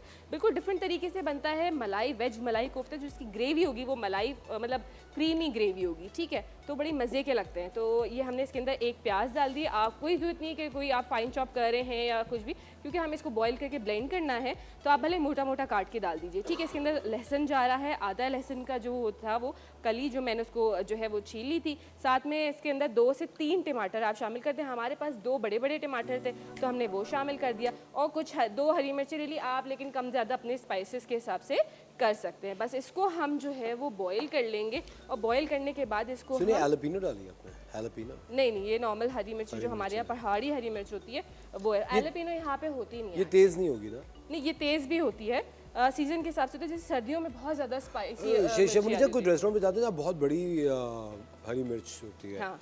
मगर वो बिल्कुल जर्मन कहते हैं उसे। जो अक्सर जो है निहारी के साथ भी जो है वो बहुत बड़ी वाली। बड़ी बड़ी काटी वो, लेकिन वो इतनी स्पाइसी नहीं होती है। तो उसके अंदर वो फिलिंग भी करके लोग बनाते हैं, पेरी बाइट्स जिसे कहते हैं। फिलिंग वाले मिर्ची बिल्कुल डिफरेंट होती है, वो स्पाइसी बिल्कुल भी नहीं होती है। ठीक है, क्योंकि फिर वो ऑब्वियसली आप खा रहे होते हैं। लेकिन इन केस कभी आपको ऐसा लगे कि स्पाइसी है, तो आपने क्या करना है, हरी मिर्च को काट के उसके अंदर के जो बीज हैं वो बिल्कुल निकाल दें, उसको वॉश कर लें। वॉश करने के बाद उसमें आप फिलिंग कर लें तो उसका जो स्पाइस है ना वो कम हो जाएगा। ठीक है, अच्छा, इसको हमने जो है ना यहाँ पे हम इसको बॉईल करने के लिए रख देते हैं, इसको कवर करके। और मुझे जो है ना वो मैं आपको इसके कोफ्ते के इंग्रेडिएंट्स बता देती हूँ। उसके लिए मैंने जो है तकरीबन 2 आलू ले लिए हैं, उसको बॉईल कर लिया है, गाजर जो है वो फाइन चॉप कर लिया है, शिमला मिर्च फाइन चॉप कर ली है। साथ इसके अंदर हम डालेंगे 2 टेबलस्पून के करीब बेसन, जो इसको अच्छा सा अरोमा, फ्लेवर भी बहुत अच्छा देगा। इसको थोड़ा सा क्रिस्पी, एक क्रंची सा बाहर से फ्लेवर आए, उसके लिए हम इसके अंदर 1 टेबलस्पून कॉर्नफ्लावर ऐड करेंगे। और साथ साथ जब हम इसके बॉल्स बना लेंगे, इसके अंदर हम मसाले जो है वो लाल मिर्च, काली मिर्च, हरी मिर्च फाइन चॉप्ड ऐड करेंगे, और थोड़ी सी कसूरी मेथी, जो इसको बड़ा अच्छा सा फ्लेवर देगी, खुशबू देगी। उसके बाद हम इसको बॉल का शेप दे देंगे। बॉल का शेप देने के बाद हम मैदा उसके ऊपर कोट करेंगे। उससे क्या होगा कि एक तो वो जो है इवन कलर आएगा वेज कोफ्ता के ऊपर, और जो है इसका खूबसूरत सा कलर भी आएगा, और बहुत अच्छी तरीके से फ्राई हो जाएगा। वो जो एक हमें ये परेशानी होती है ना कि आलू है ऑयल में जाके फट जाएगा या वो बिखर जाएगा, तो ऐसा भी नहीं होगा, क्योंकि हमने इसके अंदर बाइंडिंग के लिए बेसन भी ऐड करेंगे, और जो है हम इसके अंदर जो है वो क्या नाम है मैदा भी इसको कोट कर देंगे। तो आप ये बताइए, कभी आपने इस तरह का मतलब कोई वेजिटेबल कोफ्ता, बॉल्स भी कह सकते हैं, बॉल से हम लोग एसोसिएट करेंगे। कल एक पूरे मुल्क में खुशी की लहर दौड़ गई। पाकिस्तान ने वेस्ट इंडीज़ को हरा दिया T20 के पहले मैच में, और बाबर आजम जो कप्तान है उन्होंने 1000 रन्स बनाए हैं 13 इनिंग्स में। सेंचुरी बनाई है कल, 1000 रन्स 13 इनिंग्स में मुकम्मल किए हैं, और एक नया रिकॉर्ड बनाया है। कल वनडे मैच था, जो कि एक बहुत ही शानदार परफॉर्मेंस दी बाबर आजम ने, पाकिस्तान टीम ने। आप सबको TV1 की तरफ से, मॉर्निंग स्टार की तरफ से, हमारी क्रिकेट टीम को बहुत बहुत मुबारक। यस, ये तो बनता था। देखिए वेज कोफ्ता पे इतने सुन हो गए थे सुन के थोड़ा सा जाके दोबारा कि क्रिकेट का सुन के खुश हो गए। तो ये अच्छा, मर्द हज़रात को इतनी ज़्यादा ये मैच में और इसमें इतना इंटरेस्ट क्यों होता है?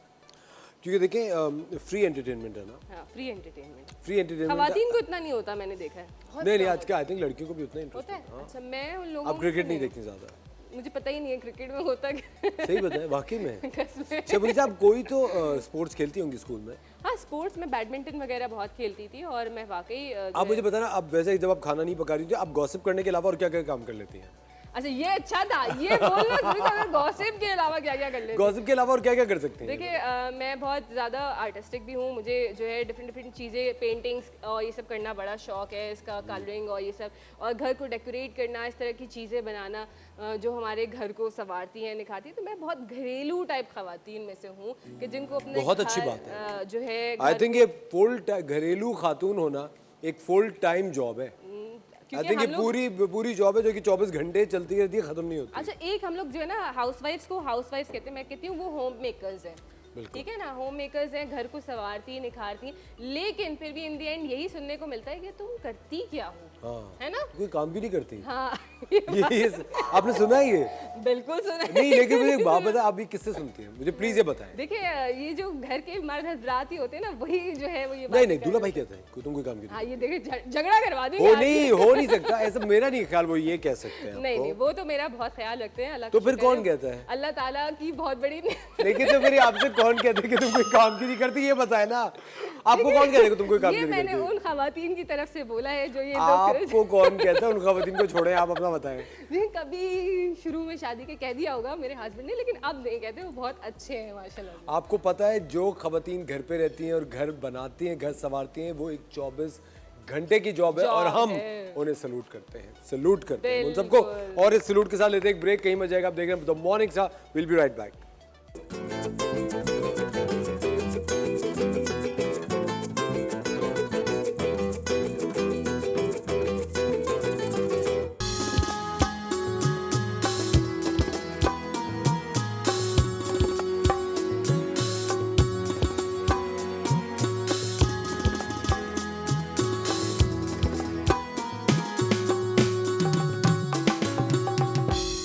वेलकम बैक खवातीन और हज़रात, आप देख रहे हैं द मॉर्निंग स्टार। हम बना रहे हैं यहाँ पे वेज मलाई कोफ्ते। यस, तो अब उसके लिए हम बता देते हैं, जो हमने ड्यूरिंग ब्रेक से पहले जो हमने यहाँ पे बॉईल करी थी सब्जियाँ, वो हमने ब्लेंड कर ली हैं स्मूथ, इसको बिल्कुल ब्लेंड कर लिया स्मूथली। अब मैंने यहाँ पे जो है वो आलू ले लिए, जो 2 मैंने मैश कर लिए उसको। उसके साथ साथ मैं इसके अंदर मसाले अब शामिल करने लगी हूँ। आपने 1 टेबलस्पून भर के इसमें पिसा हुआ गरम मसाला शामिल करना है, सफ़ेद मिर्च ½ टीस्पून, काली मिर्च 1 टीस्पून के करीब शामिल करनी है, हरी मिर्चें हस्बे ज़ायका आप शामिल करेंगे, और नमक जाएगा इसके अंदर हस्बे ज़ायका, ठीक है। और इसके अंदर हम शामिल करेंगे थोड़ी सी कसूरी मेथी, जिसको हम इस तरीके से रब करते हुए ऐड करेंगे, जिसको अच्छा सा फ्लेवर भी देगी। अच्छा, साथ ही साथ हम इसके अंदर शामिल करेंगे, जब मैंने आपको बताया था, कॉर्नफ्लावर 1 टेबलस्पून, ठीक है। इसको बाइंडिंग भी देगा और जो है साथ साथ इसको क्रंच भी देगा थोड़ा सा, ठीक है। और इसके अंदर बेसन जा रहा है तकरीबन 2 टेबलस्पून भर के।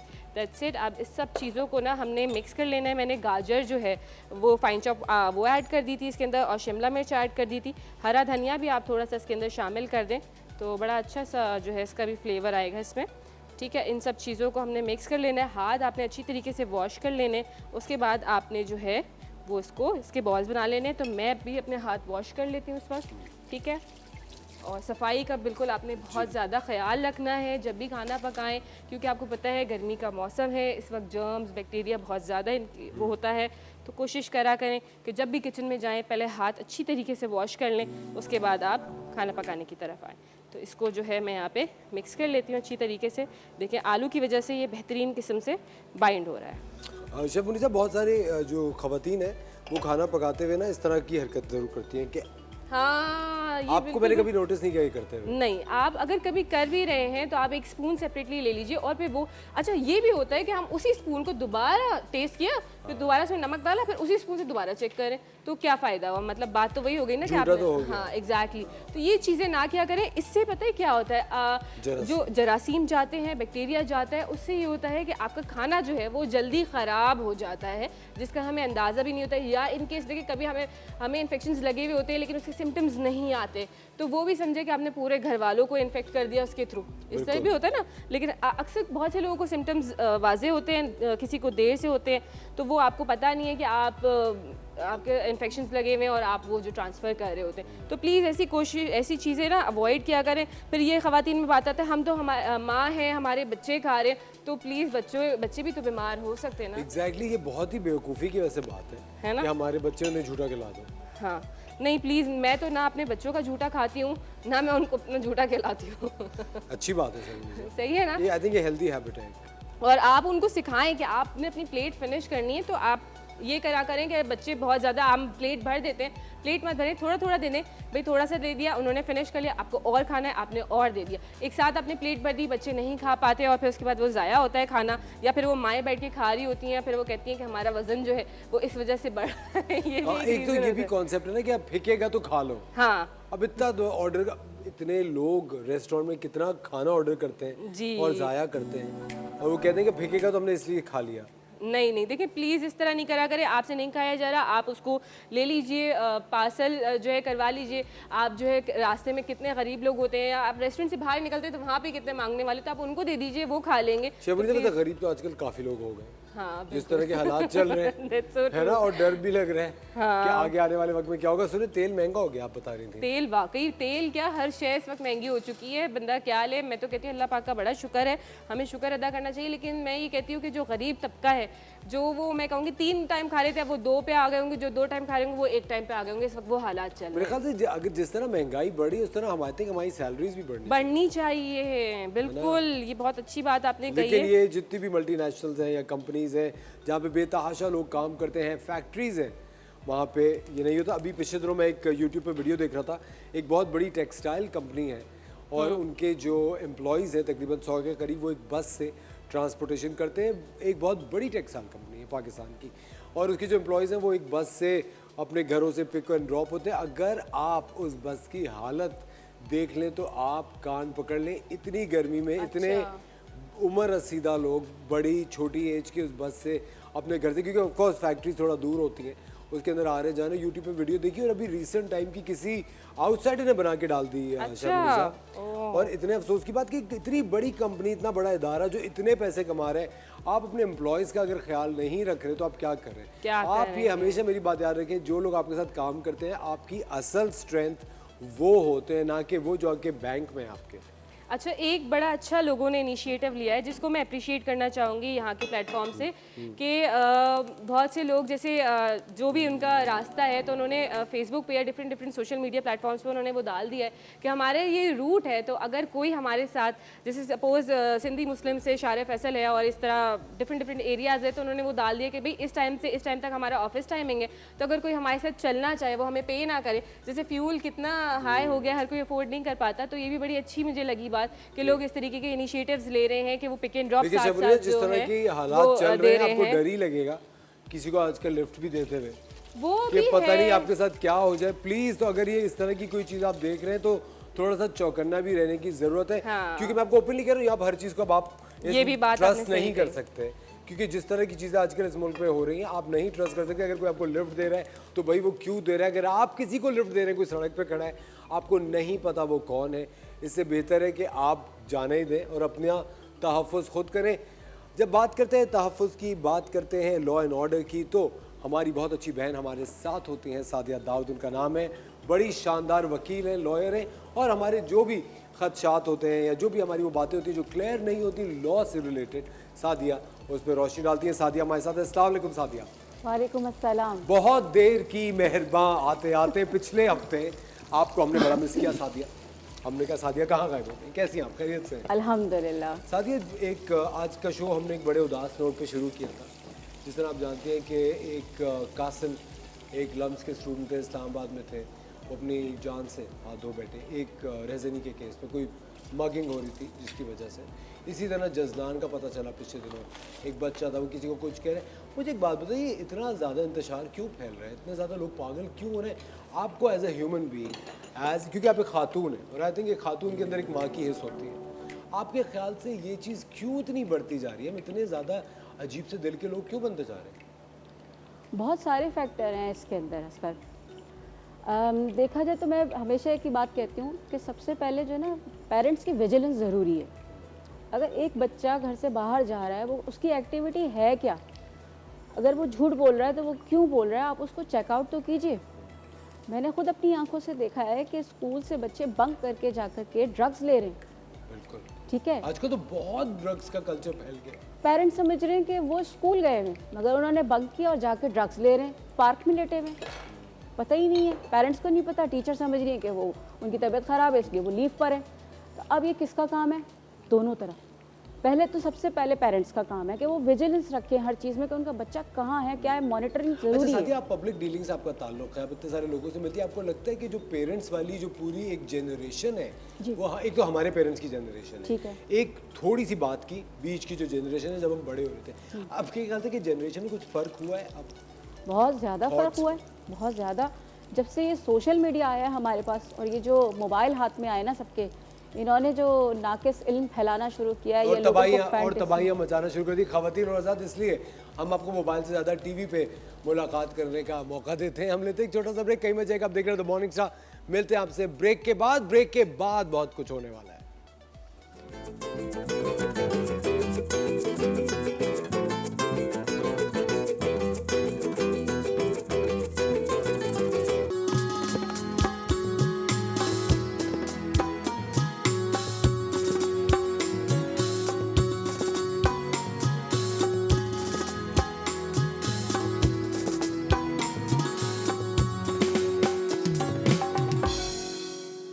वेलकम बैक ख़वातीन और हज़रात, आप देख रहे हैं द मॉर्निंग स्टार। कभी तो नज़र मिलाओ, कभी तो करीब आओ, ये एक बड़ा ही रोमांटिक और बड़ा मशहूर गाना है जो कि अदनान समी खान साहब ने ऑफ कोर्स इसको कंपोज किया था, गाया भी था। एक चीज़ जो रोमांस होता है उसकी कहते हैं कोई उम्र नहीं होती, कोई रोमांस की कैद नहीं होती। इंसान को कभी भी किसी भी वक्त मोहब्बत हो सकती है, प्यार हो सकता है, आप एक दूसरे के साथ इन्वॉल्व हो सकते हैं, ज़हनी हम आहंगी हो सकती है। लेकिन हमारी जो सोसाइटी है, हमारा जो आजकल का दौर है, इसके अंदर हम ये भूल जाते हैं कि हमारी एज पेरेंट्स कितनी बड़ी रिस्पॉन्सिबिलिटी है अपने बच्चों को सही तौर पे तरबियत देना, सही तौर पे बड़ा करना।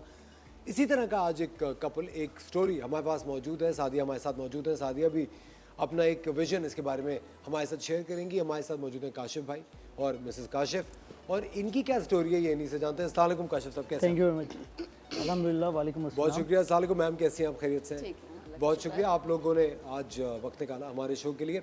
आपकी क्या स्टोरी है मैम? मैं चाहता हूँ आप प्लीज़ बताइए क्या प्रॉब्लम है आपका? ये मेरे हस्बैंड है जी और वो मेरी समधन है। जी ठीक है, मेरी एक ही बेटी है जी और मैं हाउस वाइफ रही हूँ और सारी ज़िंदगी अपने हस्बैंड की खिदमत की, इनके वालिदैन की खिदमत की। अब थोड़ा सा ऊंचा बोलो। और अपनी मेरी बेटी है एक, जी तो आप दोनों की माशाल्लाह एक उसको बेटी? पढ़ाया लिखाया, हम दोनों की एक बेटी है, पढ़ाया लिखाया। आप और लोगों की ये शादी तो हो- ऑफिस जाते हैं, मैं तो घर के सारे काम करती हूँ। हाउस वाइफ है आप? हाँ, अच्छी तरबियत की अपने बच्चों की, हमारे दरमियान कभी कोई लड़ाई नहीं हुई, बहुत अच्छी लाइफ गुजारी है। अल्हम्दुलिल्लाह। लेकिन अब जब के इतना वक्त गुजर गया है, अब हम बेटी दामाद वाले हो गए हैं। अब बेटी जो भी ना, आ चुकी है? जी बेटी है मेरी, माशाल्लाह अमेरिका में है, इनके बेटे से मेरी बेटी की शादी हुई अच्छा है। ख़वातीन और हमारे साथ दुर्दाना भी मौजूद है। दुर्दाना जो है इनके बेटे के साथ हमारे जो मिस्टर मिसेस काशिफ हैं, इनकी बेटी की शादी हुई है और शादी को कितना अरसा बीत चुका है? तकरीबन 2-2.5 साल। 2-2.5 साल हो 2-2.5 साल हो चुके हैं इनके बेटे की शादी को। तो ये आपकी समधन है जी। रिश्ते में, ठीक है। जी। और ये लव मैरिज थी, अरेंज मैरिज हाँ, थी? ये नहीं, arrange marriage. Arrange marriage arrange थी, मैरिज ठीक थी। है। आप जी। लोग पहले से जानते नहीं थे? जी नहीं। अच्छा आपने बाकायदा। अच्छा मैं दुर्दाना से बात करूंगा। दुर्दाना, आपने क्या देख के अब इनकी बेटी से शादी की अपनी बेटी की? माशाल्लाह अच्छी है बेटी, पढ़ी लिखी, और मेरे बेटे को पसंद भी थी, अच्छा तो अच्छी लगती थी, मैंने रिश्ता डाल दिया। अच्छा अब माशाल्लाह खुश हैं बच्चे, बच्चे सेटल खुश है हैं? अपने अमेरिका में, अच्छा, खुश हैं। अमेरिका में, न्यूयॉर्क में हाँ, रहते मेरी हैं। बेटी बहुत मैं खुश है, अकेली रहती माशाल्लाह हूँ। से। अच्छा आप अकेले दामाद रहते भी हस्बैंड मेरे की बहुत डेथ हो अच्छे गई है हैं। मेरे, हैं? अच्छा और बस यही है। अच्छा आप कोई जॉब वगैरह करती है? आपका बेटा ही आपको सपोर्ट बस करता है? नहीं, मैं हस्बैंड का बिजनेस संभालती हूँ। अच्छा आप अपने हस्बैंड का बिजनेस संभालती हैं, ठीक है। अच्छा और मैम आप कोई जॉब नहीं करती? नहीं, मैं हाउस वाइफ। आप एक हाउस वाइफ है। अच्छा अब आपका प्रॉब्लम क्या है? प्रॉब्लम कब शुरू हुआ? क्या व्हाट इज द प्रॉब्लम? मेरी बेटी के शादी के बाद जो ना मेरे प्रॉब्लम्स शुरू हुए हैं, ठीक है, क्योंकि इनकी वजह से हुए हैं। इनकी वजह से? इनकी वजह से शुरू हुए हैं, क्योंकि ये है अकेली। जी तो मेरी बेटी और जाहिर सी बात है इनके बेटे मेरे दामाद वो चले गए अमेरिका, अब ये रह गई अकेली। तो एज अ रिश्तेदार हम इनकी, मेरे हस्बैंड कभी इनको कोई ज़रूरत होती है कारोबारी लिहाज से या किसी और लिहाज से, तो वो इनकी मदद कर दिया करते थे जाके। ठीक है, अब इनके दरमियान में अंडरस्टैंडिंग हो गई है। मतलब ये कि अब ये मेरी सोतन बनना चाहती हैं, जो कि मुझे बर्दाश्त नहीं है। जी इसलिए बर्दाश्त नहीं कि मैंने सारी ज़िंदगी अपने हस्बैंड की खिदमत की है, इनकी वालिदैन की खिदमत की, घर के सारे काम मैं करती हूँ, इनको वक्त पे खाना देना, कपड़े देना, हर चीज़ का ख्याल रखना, तो मुझ में ऐसी क्या कमी है, मुझ में ऐसी क्या, मैं पढ़ी लिखी नहीं हूँ, मैं खूबसूरत नहीं हूँ, मैं किस चीज़ की मुझे कमी है कि इनका जो है मतलब जो है वो उस तरफ ज़्यादा बढ़ गया है रुझान। लेकिन मुझे एक चीज़ समझ में नहीं आती, मैं काशिफ साहब से पूछना चाहूँगा कि देखिए ये तो 2 खवातीन आपकी ज़िंदगी में, लेकिन सुनिए वो आपने अपनी मतलब वो आपकी समधन है, और कहते हैं कि जब बेटी के घर से तो बहुत सारे लोग पानी भी नहीं पीना प्रेफर करते हैं, आपकी अंडरस्टैंडिंग किन बेसिस पे हो गई, क्या इनको गलत लग रहा है, क्या वाकई आपकी अंडरस्टैंडिंग है, आपका शादी का इनके साथ इरादा बन गया है, क्या आप प्लीज़ बताइए। जी, आपका सवाल बहुत अच्छा है। देखिए, जब हमने बेटी की शादी कर दी तो वो फ़ौरन जा चुके हैं, ठीक है, they are having their own life over there, ठीक, तो वो माशाल्लाह बिल्कुल खुश है अल्हम्दुलिल्लाह, बिल्कुल स्टेबल हैं हर लिहाज से। और दूसरा ये है कि ये अकेली थी और शी इज़ वेल एजुकेटेड और well stable in business also, और मैं भी अल्हम्दुलिल्लाह जो है बिज़नेस के अंदर बहुत स्टेबल हूँ। तो मुझे जो है सोशली भी और जो है ना प्रोफेशनली भी प्रेजेंटेशंस देनी होती हैं। आई नीड समवन कि मैं जिससे डिस्कस कर सकूं, ज़्यादा जो है ना उनसे इन्वॉल्व होके अपने बिज़नेस की चीज़ें, अपने प्रोफेशन की, ऑफिशियल और बहुत से मैटर्स हैं जो हम एंजाइटीज़ लेके घर के अंदर आते हैं, तो उसको डिस्कस करना, तो ये जब ये बुढ़ापे में आके ये चीजें शुरू हो जाए, आप ये खुद सोचें कि बुढ़ापे में अगर ये शादी करेंगे वो भी अपनी समधन से, इनके बेटे के ऊपर कुछ असर नहीं पड़ेगा, उसकी इज्जत का कुछ ख्याल नहीं है इन्हें, और मेरी बेटी की भी इज्जत है, मेरे ससुराल है, मेरी इज्जत वहाँ पे, इन्हें अपने खानदान का कुछ ख्याल नहीं है, मेरे खानदान का कुछ ख्याल नहीं है। लेकिन दुर्दाना साहब, आपको ये नहीं लगता कि आपका बेटा जो है आपसे सवाल पूछेगा कि आप इस उम्र में बेटा अपनी लाइफ में खुश है, बेटे को क्या मसला है? क्या आपके बेटे को पता है कि आपका पीछे ये डेवलपमेंट? हाँ, बेटे नहीं को तो देखें, अगर आप मगर वो खुश हैं, वो भी एतराज करते हैं, लेकिन मेरी भी अपनी लाइफ है, मुझे भी कोई चाहिए। लेकिन देखें, आपको मेरा ही शौहर क्यों नजर आया, अपने बेटे का ससुर ही नजर आया, मतलब बहुत सारे लोग हैं दुनिया में, मतलब ये रिश्ता क्यों नजर आया आपको? इसमें कोई बुराई नजर नहीं आ रही कि इसमें आपके बेटे की इज्जत जाएगी, लोग कितनी बातें बनाएंगे, आप जमाने को नहीं जानती हैं, आप जमाने को नहीं जानती हैं कि वो कितनी बातें बनाएंगे। लेकिन ये सिचुएशन बहुत नाजुक है, लोगों को तो बातें बनानी आती हैं, लोगों का क्या है, कुछ भी कहता रहता है। अब लेकिन अपनी लाइफ खराब नहीं करेंगे, ख्याल रखना पड़ता है। आपको ऐसा नहीं लगता, क्योंकि बेटियां जो होती हैं वो बाप से बहुत क्लोज होती हैं, और आपको ऐसा नहीं लगता कि पूरा खानदान और मुआशरा, चलिए ठीक है आपका कहीं और अफेयर चल रहा होता है, आपको कहीं और अंडरस्टैंडिंग होती, ये तो आपकी समधन है, इतना नाजुक रिश्ता है, आपको ये एहसास है कि अगर आपका ये सेटअप खराब हुआ तो इसका असर आपकी बेटी की जिंदगी पे भी पड़ सकता है। बिल्कुल, आपको एहसास बिल्कुल पड़ेगा मेरी बेटी की जिंदगी पे इसका असर। असर साहब, बात यह है कि मैंने इसको बहुत क्लोजली देखा है इस केस को, तो अब घर के अंदर मैं बिल्कुल नहीं कहता कि इन्होंने मेरा ख्याल नहीं रखा। ऑलमोस्ट 20 साल हो गए हैं, 21 साल हम लोगों की शादी को, ठीक है, तो बेटी माशाल्लाह गए हुए 2 साल यहाँ से ज़्यादा हो चुके हैं उनको, तो मैं हरगिज़ ये नहीं कहूँगा कि इन्होंने ख्याल नहीं रखा, और इन्होंने खाने का, कपड़ों का, और जो जो चीज़ नेसेसिटीज़ होती हैं घर के अंदर कि इन्होंने रखा, बिल्कुल इनको ब्लेम नहीं करता इस लेकिन बात अब ये ख्याल नहीं रखती, भी अगर पहले आप रखती थी, देखें अब तो नहीं this is रखती। my मैं right। उसी तरह रखती हूँ, पहले दिन की तरह रखती राइट है, लेकिन आपको बिल्कुल ख्याल रखती हूँ। लेकिन आप जो टाइम बात नहीं कह रहे हैं कि देती, आपकी अपने शौहर को जिंदगी टाइम दिया करो में, ना। लेकिन आपको देखिए वो कह रहे हैं कि आपकी जिंदगी में ऐसी खातून होनी चाहिए जो आपको बिजनेस आप जैसे डिस्कस कर सके, ये अपनी सोशल प्रॉब्लम डिस्कस कर सके। ये सोच आपको अपनी शादी करते वक्त 20 साल पहले नहीं थी क्या?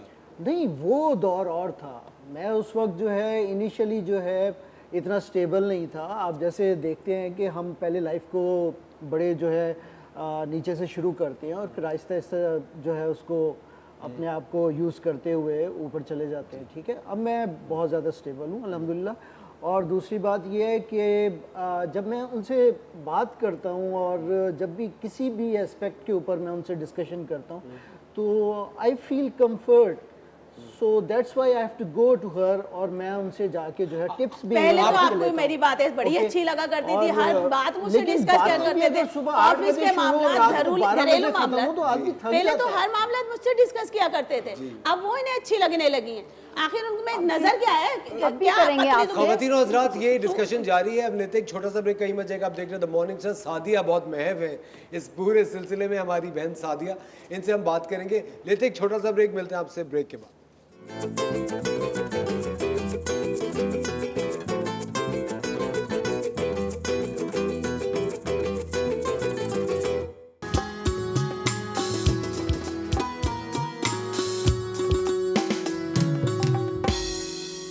वेलकम बैक ख़वातीन और हज़रात, आप देख रहे हैं द मॉर्निंग स्टार। यहाँ पर हम एक डोमेस्टिक मसला डिस्कस कर रहे हैं। मिस्टर एंड मिसेस काशिफ मौजूद हैं, यहाँ दुर्दाना साहिबा मौजूद हैं, जो कि समधियों का रिश्ता है, लेकिन जो काशिफ साहब हैं उनका इंटरेस्ट अपनी समधन में डेवलप हो चुका है और ये शादी की तरफ बात लेके जा रहे हैं। ये बात आगे हम बढ़ाते हैं, लेकिन उससे पहले चलते हैं किचन में। हमारी बहन ने इस वक्त बहुत ही मज़ेदार वेज कोफ्ते तैयार किए हैं, तो रेसिपी सुनते हैं। हाँ जी, तो हमने जो है वो ग्रेवी के लिए क्या किया था कि कोफ्ते तो आपके सामने बना लिए थे, इसको मैंने बॉईल कर लिया, फ्राई कर लिया। इस तरीके से देखिए प्रॉपर फ्राई हो चुका है, ठीक है। साथ साथ हमने ग्रेवी के लिए क्या किया, जो मैंने टमाटर, प्याज, हरी मिर्चें और सिर्फ थोड़े से बादाम भी ऐड किए थे थोड़ा क्रीमी फ्लेवर देने के लिए। इन सबको बॉईल किया, इसको ब्लेंड कर लिया। ब्लेंड करने के बाद मैंने इसके अंदर ऑयल लिया। ऑयल के अंदर मैंने साबुत गरम मसाला शामिल करा, जिसमें 1 बड़ी इलायची, 1 दालचीनी का टुकड़ा, 2 हरी इलायचियाँ और थोड़ा सा ज़ीरा 1 टीस्पून वो शामिल करा। उसको जब फ्राई करा हल्का सा, उसके साथ जब वो जो मैंने मसाला ब्लेंड किया था प्याज, टमाटर, हरी मिर्चों का, वो शामिल कर दिया। उसको थोड़ा सा भुना। उसके अंदर मैंने लाल मिर्च 1 टीस्पून, काली मिर्च 1 टीस्पून, सफ़ेद मिर्च ½ टीस्पून, पिसा हुआ गरम मसाला थोड़ा शामिल करा, ज़ीरा पाउडर रोस्ट करके उसको ज़ीरे को पीस लिया, वो 1 टीस्पून शामिल करा, उसको भून लिया। जब ऑयल सेपरेट हो गया, हमारा मसाला अच्छी तरीके से थिक होगी ग्रेवी, उसके अंदर मैंने क्रीम शामिल करी और कसूरी मेथी शामिल करके हमारी ग्रेवी तैयार है। अब ये देखें, इसकी हम प्लेटिंग कर देते हैं, हम इसके अंदर इसके कोफ्ते रख देते हैं और आपने जो है बिल्कुल लास्ट मोमेंट पे जब भी आप खाने बैठ रहे हो तब आपने इसको सर्व करना है। इस तरीके से कोफ्ते इसके अंदर नहीं डाल के छोड़ देने हैं, ठीक है, वरना उससे वो जो है थोड़े फूल भी जाएंगे और थोड़े से सौगी ज़्यादा हो जाएंगे, ठीक है। इस तरीके से हम इसके ऊपर ग्रेवी शामिल कर रहे हैं और थोड़ी सी क्रीम शामिल करेंगे और यकीन करें ये बहुत ही मज़े के कोफ्ते बनते हैं। वेज मलाई कोफ्ता, थोड़ा सा चिकन को अवॉइड भी करें, आजकल महंगाई का भी बड़ा दौर है, तो हम चाह रहे हैं कि कुछ इकोनॉमिकल हो, कुछ बजट फ्रेंडली हो, जो आप घर पे रहते हुए इजीली सब्जियों के साथ भी मज़े मज़े की चीज़ें बना सके। तो हमारा वेज मलाई कोफ्ता आप देख सकते हैं बिल्कुल तैयार है यहाँ पर। ज़बरदस्त, बहुत बहुत शुक्रिया chef Munisa, thank you very much. Please वहाँ सेव करके रखिएगा। ओके। ऐसा नहीं कीजिएगा कि आप सभी चलिए। सादिया, आप ये प्रॉब्लम देख रही हैं, ये फैमिली का डोमेस्टिक इशू देख रही हैं, आप क्या कहेंगे इस बारे में? आपको कोई गलती लगती है? क्योंकि मुझे अब बजाते खुद, मैं एक वकील तो नहीं हूँ, लेकिन अगर मैं ओवरव्यू अगर एक देखूँ तो इसमें सिर्फ एक मुझे जो चीज़ थोड़ी सी खटकती है वो ये कि भाई बेटी का घर है, बेटी के घर के अंदर आप इस तरह कर नहीं सकते। और वालिद साहब ही सुभान अल्लाह एक नया कदम उठाने जा रहे हैं, आपको क्या लगता है? देखिए, फिर मैं एक बात कहूँगी कि इनके अंदर कम्युनिकेशन गैप रहा है मियाँ बीवी में। बिल्कुल जी। अगर इनको इशू आ रहा था तो वो उनको बताते कि मुझे ये इश्यूज़ हो रहे हैं, आप प्लीज़ उस चीज़ को दूर कीजिए। दूसरी बात, आपने सारा टाइम उनकी खिदमत में गुजार दिया, उनको ग्रेसफुल बना दिया, मगर जो आपको अपने आप को बनाना था वो आप भूल गई। आपको थोड़ा सा टाइम अपने ऊपर देना चाहिए था, अपनी आप को ग्रूमिंग करनी चाहिए थी कि जिस पेस से वो आगे जा रहे हैं तो मैं भी उस लेवल पे आऊँ। अब आप यहाँ रह गई, वो वहाँ आगे चले गए। दूसरी बात सर, आप जब आपने अपना करियर स्टार्ट किया तो आपने पहली सीढ़ी से स्टार्ट किया जब ये आपके साथ थी। जी बिल्कुल, ठीक है। धूप छाँव, अच्छा बुरा वक्त, बच्चों का अस्पताल, आपकी बीमारी, सारा घर, आपकी तमाम चीज़ें इन्होंने लुक आफ्टर की हैं, ठीक है। बिल्कुल। आज अगर जब आप ऊंचाई पे पहुंच चुके हैं तो आपके साथ देने वाले जिसने आपको उस ऊंचाई पे पहुंचाया है, आप उनका साथ छोड़ रहे हैं। और ऊंचाई पे जो लोग बैठे हैं, ऊंचाई पे जो लोग बैठे हैं, आप उनका साथ पकड़ रहे हैं।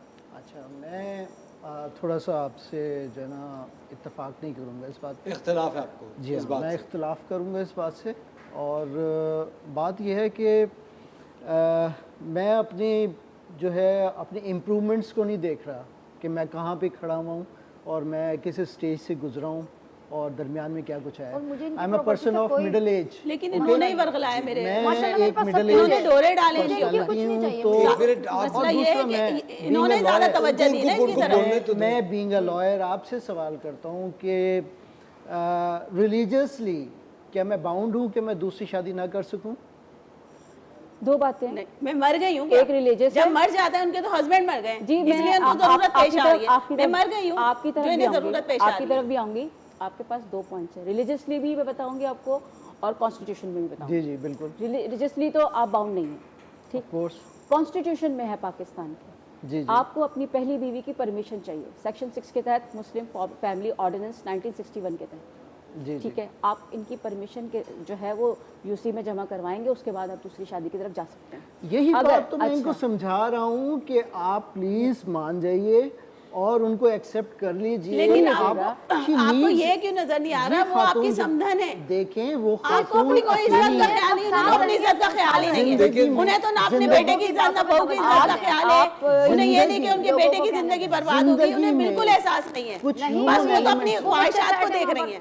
कुछ उन्हें जरा भी एहसास नहीं है कि बच्चों के रिश्ते पे असर पड़ सकता है। लेकिन मैम आप एक चीज देखिए, मेरी बात सुनिए। आप उनको यहाँ भी नहीं बोलने दे रहे। देखें उनको बोल देखिए सोशल एलिमेंट्स भी कोई चीज़ होते हैं, ठीक है। शी इज़ अलोन, अकेली है, आगे पीछे कोई देखने वाला नहीं है। बेटा जो है वो मेरी बेटी के साथ वहाँ पे शादी कर चुका है, they are well stable there, ठीक है। वो अकेली हैं, उनका बिजनेस है, उनका घर अपना है, सब कुछ मौजूद है। उनके पास ज़िंदगी के अंदर कोई इन्फीरियरिटी है तो वो किसी मर्द की है, तो उन्हें और कोई नजर नहीं आ रहा, आप ही क्यों नजर आ रहे हैं उनको? भाई बात ये दुनिया है, में बहुत बात मर्द है, किसी से भी कर ले, interest मैं खुद की है। करवा दूंगी, जो मैं खुद आदमी- करवा दूंगी, आप मुझे कहें, मैं कोई आप रिश्ते वाली से कह के आप अगर रिश्ता आप करा बुरा दूंगी, कराऊंगी तो इसमें अच्छा ही क्या कराऊंगी। इसमें क्या बुराई? आप लोग ज्यादा मेरे अच्छे हस्बैंड तरीके क्यों से रह हैं। गए? यही क्यों रह गए? एक मिनट दुर्गाना, आप आपके एक बेटे दुर्गाना, को क्यों रह गए? ये जो बात है कि औरत की दुश्मन होती है, अब आप भी एक खातून है, आप भी एक चीज देख रही हैं कि देखिए आप एक बना बनाया घर है, एक पूरा सेटअप है जहां से आप बेटी लेकर आई है। अब देखिए क्या पता आपकी शादी से आपके बेटे का घर डिस्टर्ब हो, आप ये नहीं सोच रही। नहीं, ये ऐसा नहीं होगा। देखिए मैं इनकी लाइफ में कोई इंटरफेयर नहीं कर रही, ठीक है, कुछ टाइम वो के तो लिए वो खुद मेरे ब खुद पास हो आते जाएगा हैं, ना। जी। तो कोई मसला नहीं है। ठीक है। शादी करके हम अच्छी जिंदगी गुजारना चाहते हैं, आप भी खुश रहें, मैं भी खुश रहूं, इसमें कोई अच्छा आप ये नहीं चाहती कि वो इनको छोड़े? नहीं, मैं ये नहीं चाहती कि आपको कोई छोड़ें। फर्क नहीं पड़ता? नहीं, ना मुझे नहीं, इनकी मैं भी प्रॉपर्टी नहीं से कोई चाहता। मतलब नहीं तो है। बट तो मैं जाएंगे नहीं ना। इसका चाहता। हिस्सा बनना ठीक चाहती है, हूं। आप भी छोड़े, नहीं, लेकिन नहीं, I'm मुझे not लेकिन leaving her. लेकिन आप मुझे काशिफ साहब एक बात बताइए, ऐसी क्या वजह है जिसकी वजह से आप इनकी तरफ माइल हो रहे हैं? देखिए एक तो she is lack of education, और दूसरा ये है कि मुझे सिर्फ अच्छा खाना नहीं चाहिए होता, कपड़े प्रेस नहीं चाहिए होते हैं, ठीक है। ये तो मैं मुलाजमों से भी करवा सकता हूँ। मुलाजमा ही ठीक है? तो समझा और आपने दूसरा- मुझे। अरे ये तो अब इनकी फीलिंग है ना, ये शुरू से तो फीलिंग नहीं थी, ठीक है। और मैंने बिल्कुल आपसे ये नहीं कहा कि इन्होंने मेरा ख्याल नहीं रखा या शी डिडंट लव मी और कोई ऐसी, लेकिन मैं एक ह्यूमन बीइंग और एक मर्द होने के नाते जो है इस मिडिल एज में मैं अपनी रिक्वायरमेंट फील करता हूँ कि मुझे जो है सोशली जो है अपने आप को एडवांसमेंट चाहिए। सो दैट्स वाई कि मुझे I have to take some decision, और मैं इनको मना रहा हूँ कि आप इनको एक्सेप्ट करें। बुढ़ापे एक तो में ये आके family आपको में, ये सब चाहिए? एक तो ये पहले बुढ़ापा नहीं चाहिए है। था। मिडिल एज को आप अब अगर बुढ़ापे में कहेंगी, आके चाहिए तो आपको ये सब आपने चीजें। अपनी कंडीशन को ऐसा कर लिया सारी कि आप जिंदगी बूढ़ी गुजारने लगने के लग बाद। गई हो तो मैं कुछ नहीं कह सकता। आपने इनको ठीक है? कभी हेल्प आउट नहीं किया कि कोई ग्रूमिंग क्लासेस में भेज दें? भाई बहुत कुछ कहा है, शी इज नॉट गोइंग, यानी वो चाहती नहीं है कि किसी जिम को पहले तो किसी ग्रूम की जरूरत ही नहीं थी, मैं ऐसे ही इनको बहुत अच्छी लगती थी। आप मुझे बताइए, जब से इनसे आप- ताल्लुकात हुए ना, जब से मैं आप बुरी लगने grooming की लगी। तरफ जाना चाहती हैं? आप अपने आप को ग्रूम, देखिए एज मोहताज नहीं होती, आप माशाल्लाह मोबिलिटी है आपके अंदर, आप घूम सकती हैं, उठ सकती हैं, चल बैठ फिर सकती सकती हैं, हैं, सेहतमंद ठीक हैं है ना, आप सेहतमंद है। आप अपने आप को ग्रूम कीजिए, हमारे पास इंस्टीट्यूट्स अवेलेबल हैं, जिस तरह वो चाहते हैं उस तरीके से आप अपने आप को ढालिए। वो उनकी डिमांड गलत नहीं है, आप अपने आप को उस तरीके से ढालिए। अब जब एक इंसान थका आ रहा है, पूरी दुनिया में एक अच्छे चेहरे देख के घर में आता है, वो आता है कि जी वो कंगा लगा हुआ है, बाल बंधे हुए हैं, बुरे हाल में है, लहसुन की बदबू आ रही है, तो उसके बाद तो हर बंदा फ्रस्ट्रेट होगा।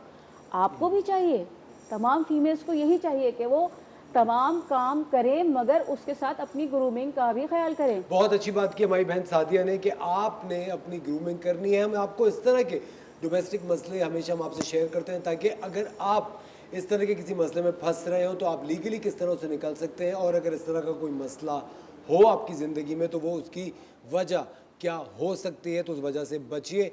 काशिफ साहब की ज़िंदगी के अंदर ये मसला चल रहा है, जो कि ये मसला नहीं समझते, इनको लगता है कि सही है, लीगली ये थोड़ा सा प्रॉब्लम है जब तक इनकी बड़ी पहली जो बेगम है वो इजाज़त नहीं देती, लेकिन रिलीजियसली कोई मसला नहीं है। ख़वातीन और हज़रात, सादिया बहुत शुक्रिया आपका, आप अपने मुश्किल वक्त में से हमारे लिए टाइम निकालती हैं, थैंक यू वेरी मच। आप लोगों का बहुत शुक्रिया द मॉर्निंग स्टार देखने के लिए। कल सुबह फिर आपके साथ होंगे एक शानदार सा शो लेके। अपना बहुत ख्याल रखिएगा, खुदा हाफिज़।